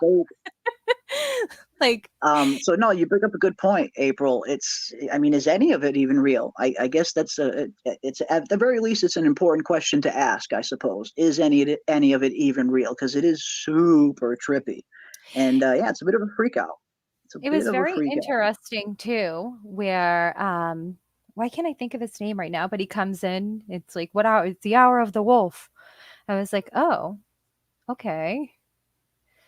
That whole thing with the Brackens showing up there. Yes, we did get a little. We got a little Easter egg, a little kind of nod to the Hour of the Wolf when the Riverlords come into Harrenhal at the end, and they. Sir Simon wakes up Daemon, and Daemon's like, what ungodly hour is the hour of this? Simon says it's the Hour of the Wolf. And the Hour of the Wolf is from 3 a.m. to 5 a.m., I believe. That is the Hour of the Wolf. It's like the time I go to bed. That's my bedtime. I know, me too these days. Daemon is just going to start another war as king, unlike his wife's niece. Yeah, it's going to be interesting to see what's going up with Daemon. This castle for Daemon is the Castle of Truths, and him. He's saying what he said about Rhaenyra's rule alongside of him was his intention from season 1, episode 1. He yearns it, and that's the thing. I don't know. I don't feel like. I mean, that's the thing. It's a little bit different. I feel like show Daemon is definitely a little bit different than book Daemon. Way different than book Daemon. There is a little bit of the aspect of Daemon, because we did see, I mean, you do bring up a good point. In season 1, we did see how kind of upset Daemon was when he was unnamed as heir. So there was a part of Daemon that did want to be heir, but I feel like that was always a part of Daemon that just wanted to kind of prove himself to his brother rather than Daemon actually really wanting to be king. I just get I don't know. I never struck Daemon. Daemon never struck me as one of those characters that was kind of, hungry for the throne. I felt like he was more hungry for approval than the throne. But now that Viserys is gone, I mean, he can't get that approval from Viserys now that he's dead. So maybe, reaching for the throne is the next best thing, maybe. But yeah, I guess it was just something I wasn't expecting him to come out and fully admit to Alice like that no, he's pressing his claim for him, not Rhaenyra. I guess it was just a little surprising. But again, it's going to be interesting to see where it's going to go. I'm looking forward to seeing what they're going to do with this character. There's been some interesting choices, if nothing else.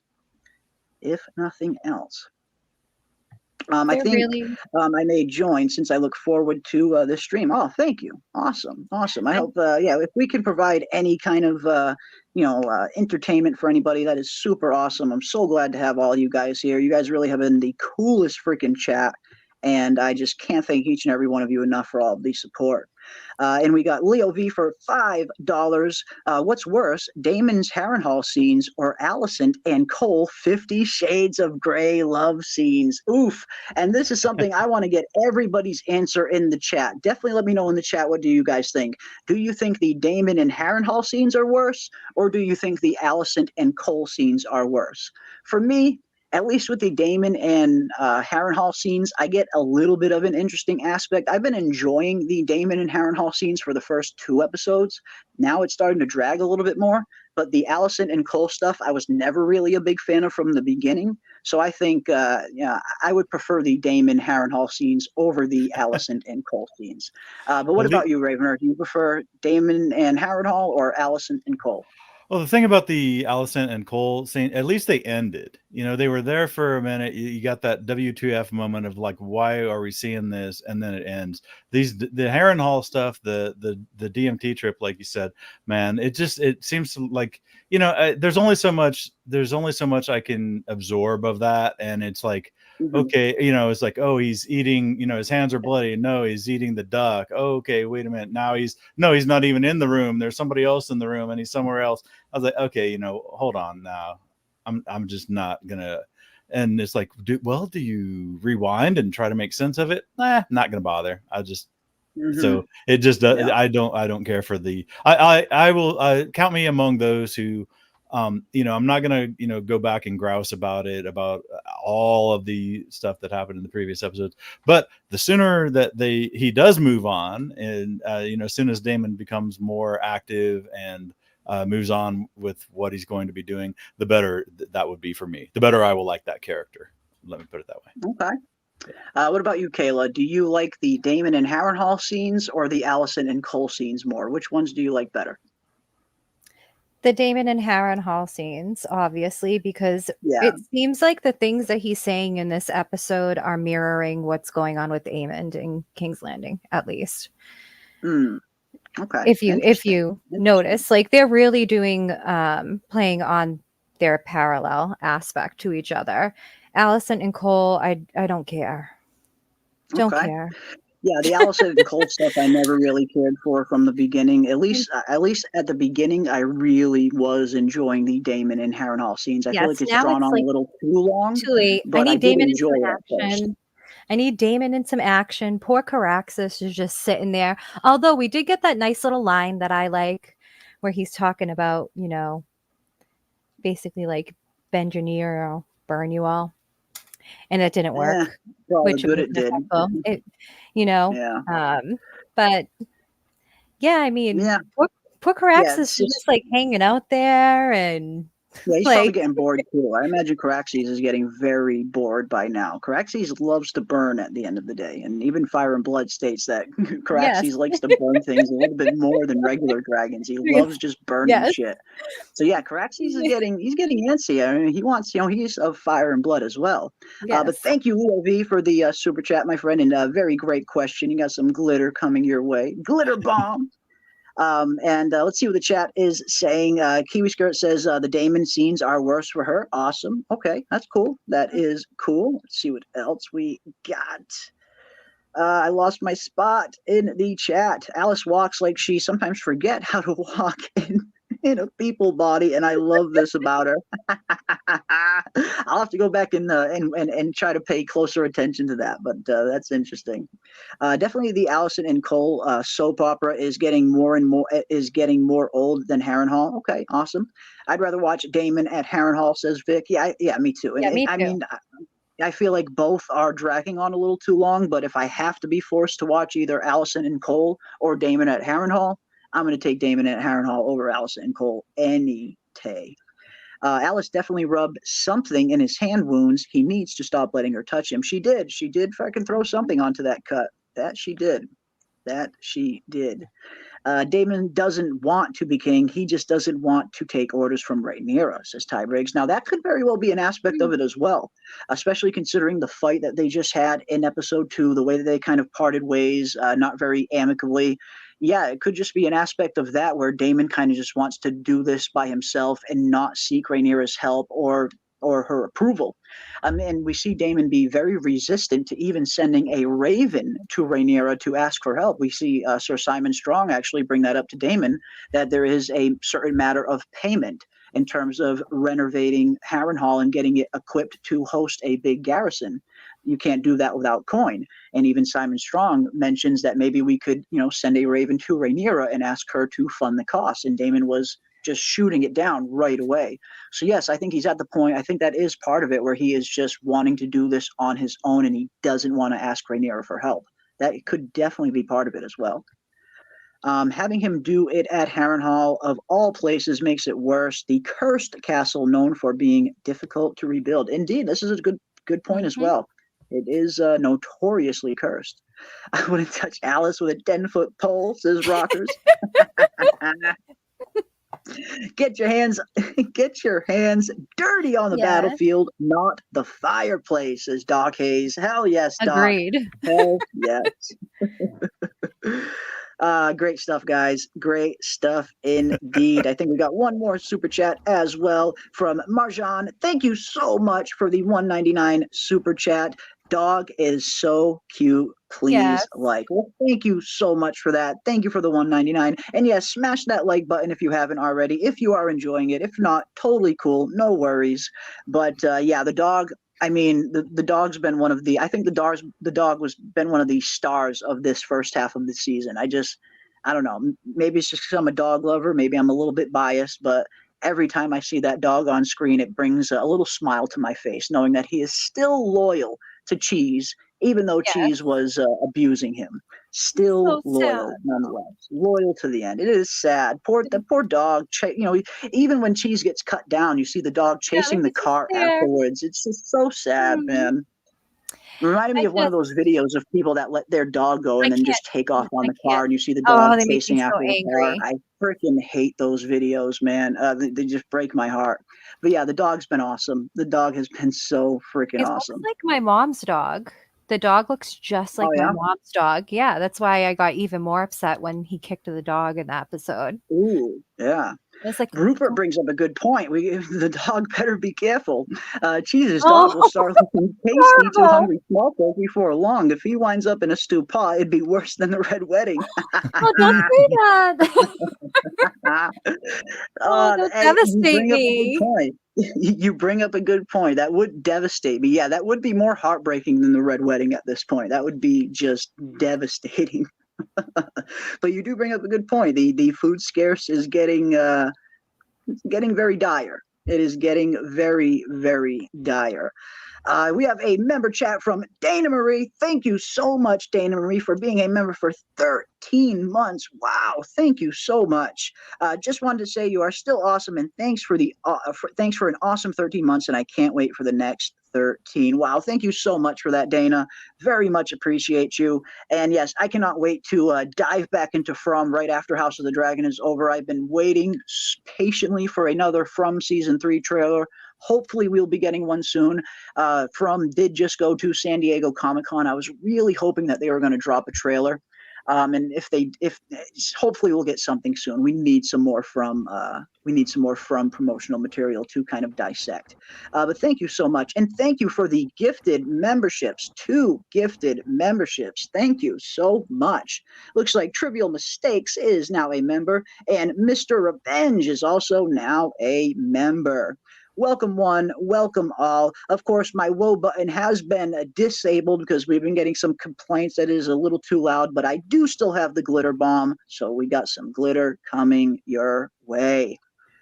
Thank you so much for the gifted memberships. Very much appreciate you. Awesome, awesome stuff. But yeah, in terms of the Daemon, Alice, Harrenhal stuff, again, I liked it at the beginning. I liked it for the first 2 episodes, but now that we're 3 episodes into a DMT Daemon trip, yeah, let's wrap this up. Let's get on to the next, and let's see Daemon start bringing some of these Riverlord houses to heel. So now I hope we'll start seeing that in the next episode as well. I hope we will see that in the next episode. But one other thing I wanted to talk about in this episode, one of the other scenes that was actually kind of a standout for me, and in terms of the 2 characters that I feel really kind of carried this episode for the most part, was not only Baela and her phenomenal scenes, but I gotta say, I was very impressed with Jace in this episode. I thought Jace really stepped up. I thought Jace showed a really good aspect of his character and the potential ruler that Jace could be one day. And I thought his scenes were, again, they were very much standout scenes. We got Jace to go to the twins in this episode and treat with the phrase to hopefully secure the crossing of the Winter Wolves, which is awesome. We did get a nice mention of the Winter Wolves in this episode. Yes. We hear Jace talk about if he can secure the twins, that will allow Cregan Stark's Greybeards. They're calling on the show. They're calling him Cregan Stark's Greybeards. They're not referring to them as the Winter Wolves yet. I hope they do. I hope they do refer to them as the Winter Wolves, and not just the Greybeards. Not that the Greybeards isn't cool too, but I want to see the Winter Wolves. They need their proper name.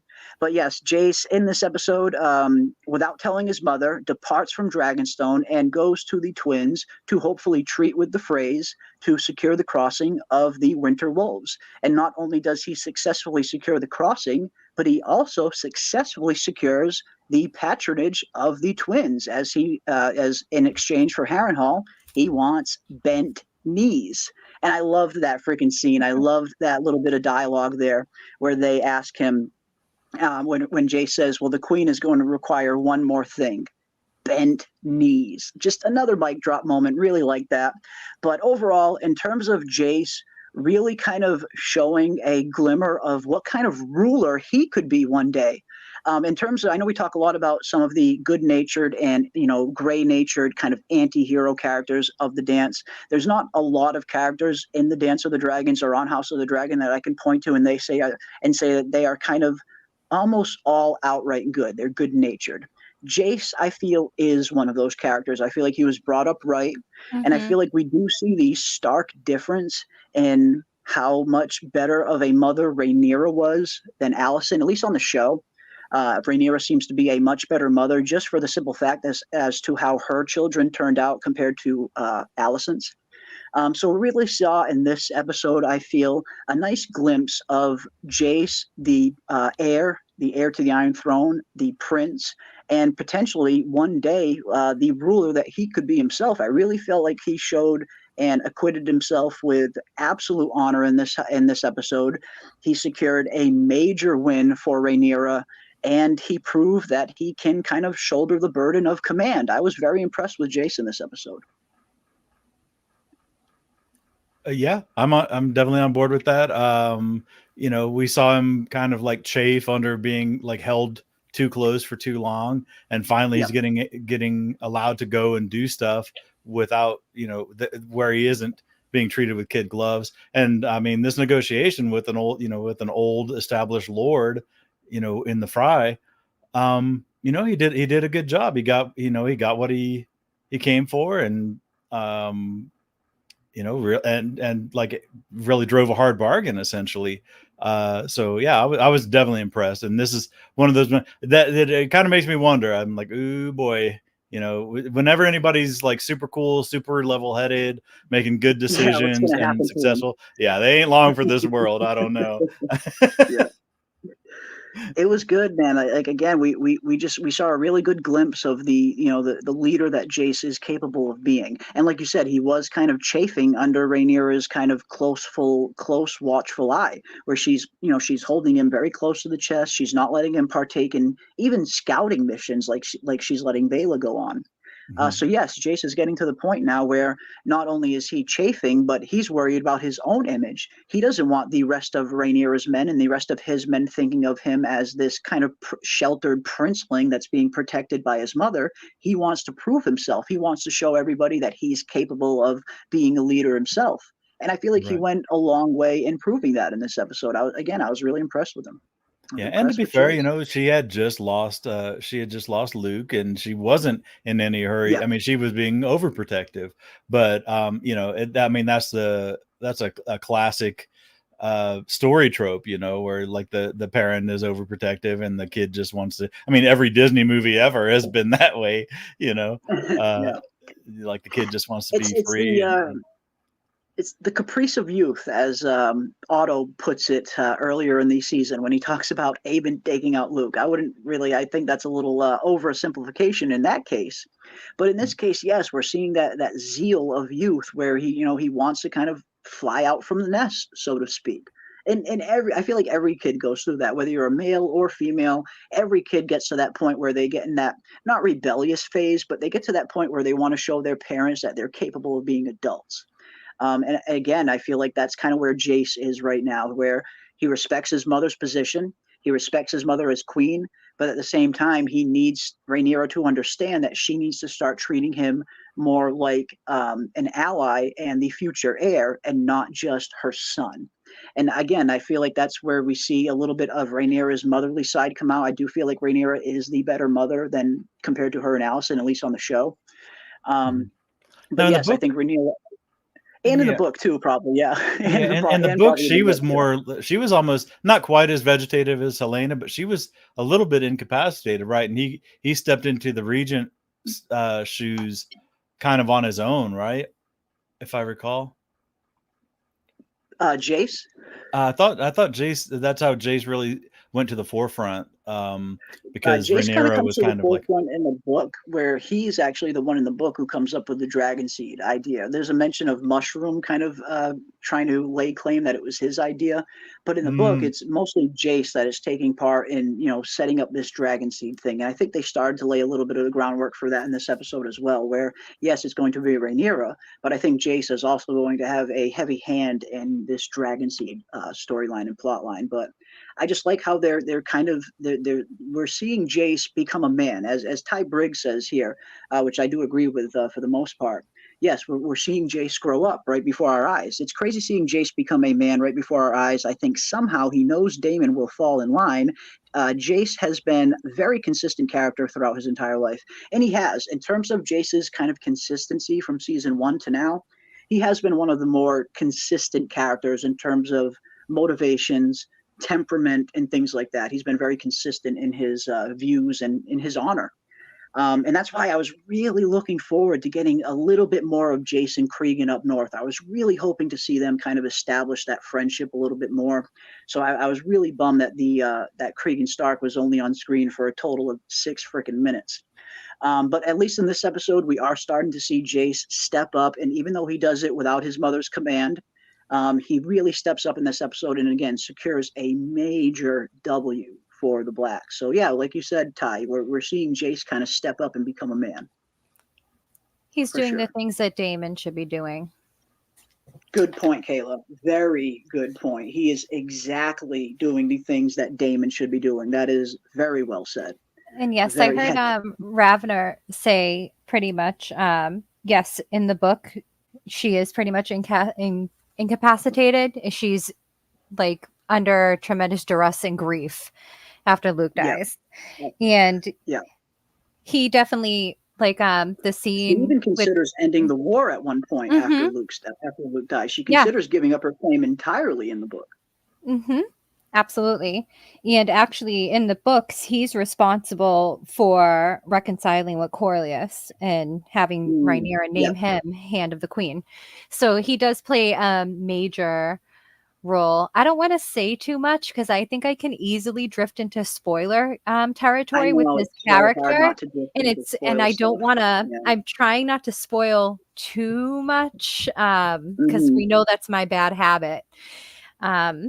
But I will say that with the talk of what they call them, graybeards, which I think in the book they actually were referred to as like grizzled graybeards. They're referred to as grizzled graybeards in the book as well. Then they started talking about then they I think they introduced themselves as winter wolves. I mean, I think that's a good sign that we are going to get all that then, and we should see that go down.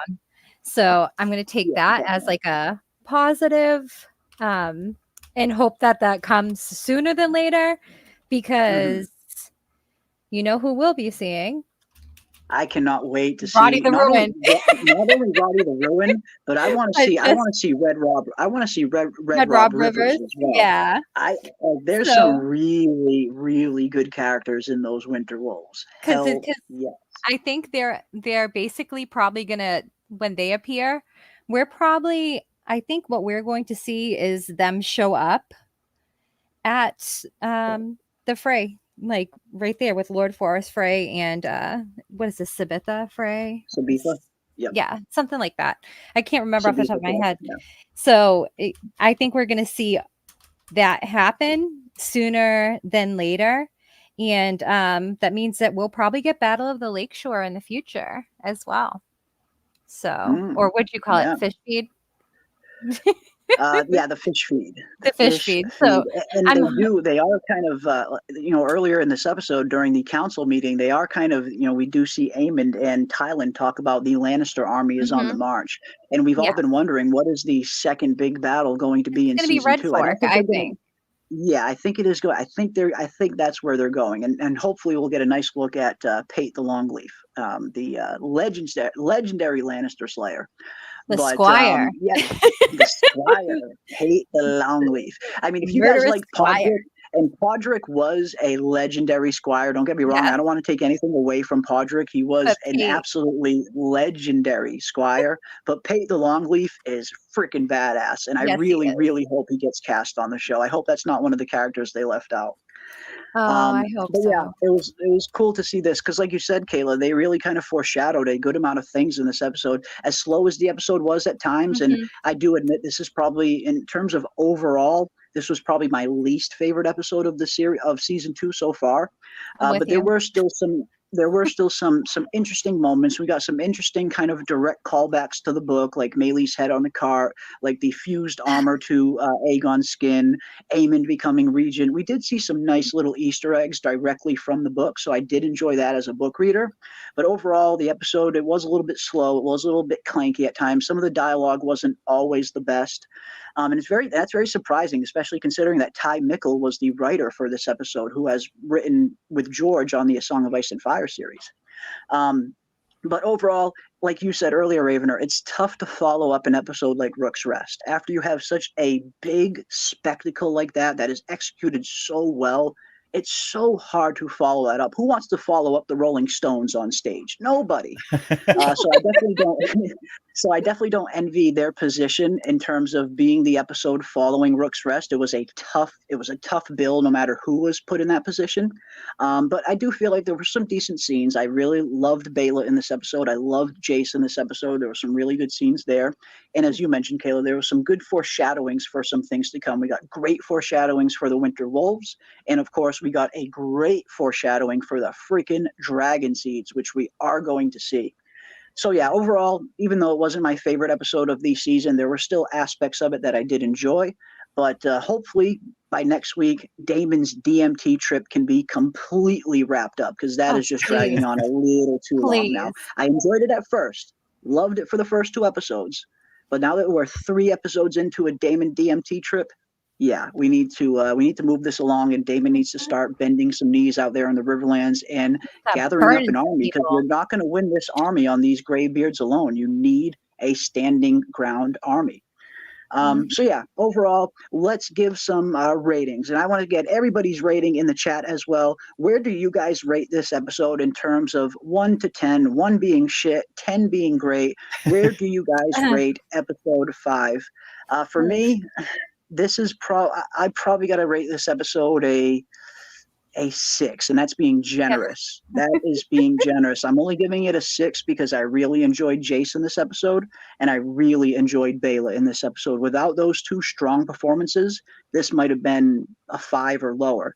But I'm going to give it a 6, and a generous 6 at that. But what about you, Ravener? Where do you put this one? Well, I mean, it wasn't great and it wasn't good, and I knew I'm one of those that knows, that looks at the meta and looks at how the pacing of shows go, and they build up 1, 2, 3, and then 4 is big, and then the little one, the next episode, you kind of consolidate your gains and start getting, you catch your breath and start getting ready for the next run up, the anticipation and the build up to the next real capital scene, which would be in episode 8. To me, even my lowered expectations didn't quite hit, so I'm gonna give it a 4. I'll give it a 4. Okay. I didn't love it, but I know other people did, but it didn't work for me. Awesome. No, that's fine, man. That's totally cool. We want honest ratings, and I know one thing: we can always count on honesty from Ravener. So Ravener is giving 4 avocados. I owe it to you guys, man. I owe it to you. I mean, running this channel. I mean, look, my check hasn't cleared from HBO, so.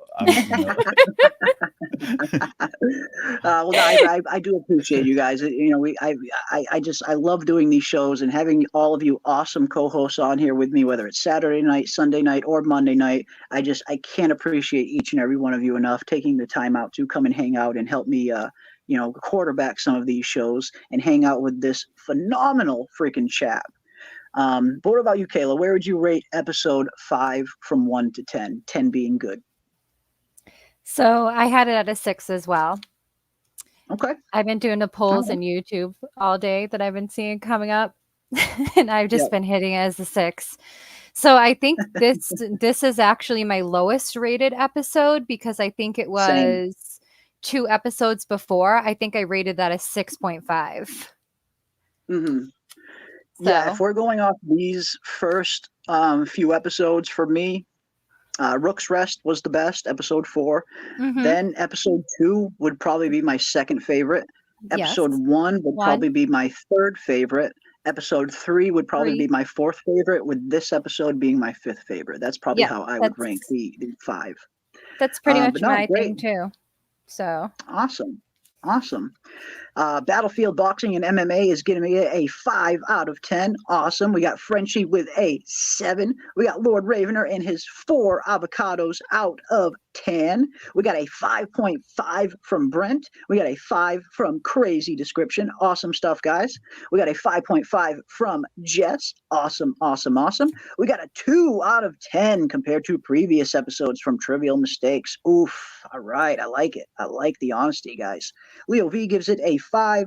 Mother of Dragons gives it a 6.5. Caitlin gives it an 8.5. Awesome stuff. MDR gives it a 6 as well. Nice. We got Melody Kelly giving it an 8 as well. Awesome, guys. Awesome. We got another 5 out of 10. Love to see it. And of course, Doc Hayes giving it the patented 6.5 avocados out of 10. Yes. Hell yes. We got a 5 out of 10 from Justin. Awesome, awesome, awesome. I'm not familiar with the Easter eggs. Just because I'm not familiar with the Easter eggs. Okay, that's cool. That is totally fair.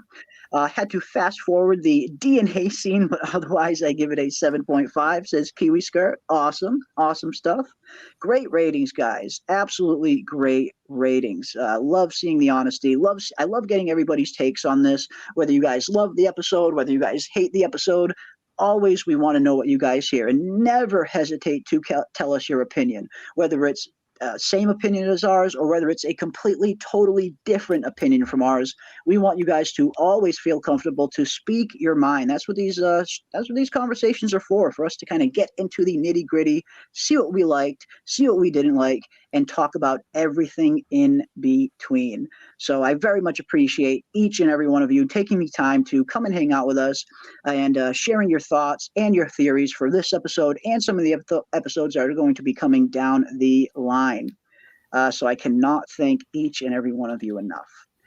But we are going to get ready to close it down now. But I will definitely be live this Saturday again for our House of the Dragon Episode 6 predictions show. And of course, we will be doing our also patented pregame show this Sunday, 2 hours before the new episode premieres. We will be live right here on the channel, so definitely come and hang out for the pregame show. Those have been a ton of fun. And for all of my Fromly fans out there, for all of our From Season 3 fans, I have been getting some requests to do a From stream. I know I missed the From stream last week, so I definitely won't miss it this week. Either it'll probably be Wednesday or Thursday, the latest. We will be doing a Fromville Hour stream where we talk all things From Season 3 predictions. And with From Season 3 coming just around the corner now this fall, looks like we have a phenomenal show to dive into right after House of the Dragon ends. So all of my awesome House of the Dragon fans, if you guys haven't seen From yet on MGM Plus, I would highly recommend checking it out. It is such a phenomenal show. If you like aspects of good horror, good mystery, some interesting supernatural and spooky aspects to it, which From definitely has, definitely check out that show. We will be diving headfirst into all things From Season 3 right after House of the Dragon ends. So if you haven't seen it already, definitely check it out. I think you guys would love it. It is such a phenomenal show with some great acting, great characters, and just a very trippy and wild ride. From has been really fun. But again, I cannot thank each and every one of you enough. You guys have been absolutely awesome. I will be having my episode 5 breakdown video probably airing tomorrow. So be on the lookout for that. And I do have some lore videos that are returning. We've been getting a lot of requests to start doing some in-depth lore videos, and I definitely am hearing the call. So we will be having some of those come out this week as well. But again, I can't thank each and every one of you enough. You guys have been so supportive of the channel, and I look forward to getting on here each and every week and diving into all things Westeros with each and every one of you. Can't thank each and every one of you enough. So everyone, stay safe out there, be kind to one another, and as always, keep those tinfoil hats on, folks, and I will see you on the next one.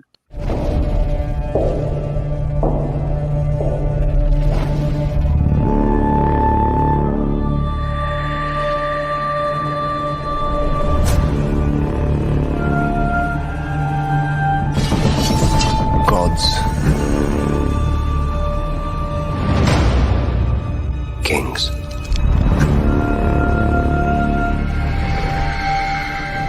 Fire.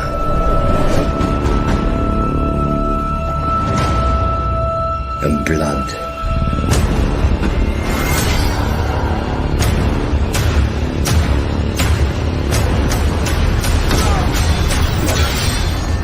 Dreams didn't make us kings. Dragons did. The threat of war looms.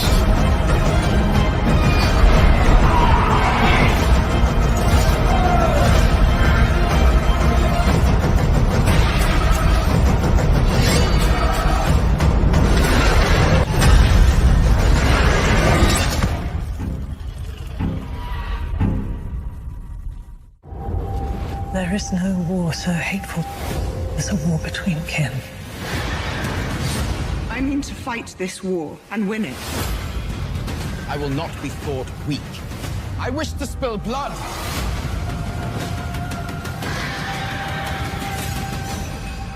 And no war so bloody as a war between dragons.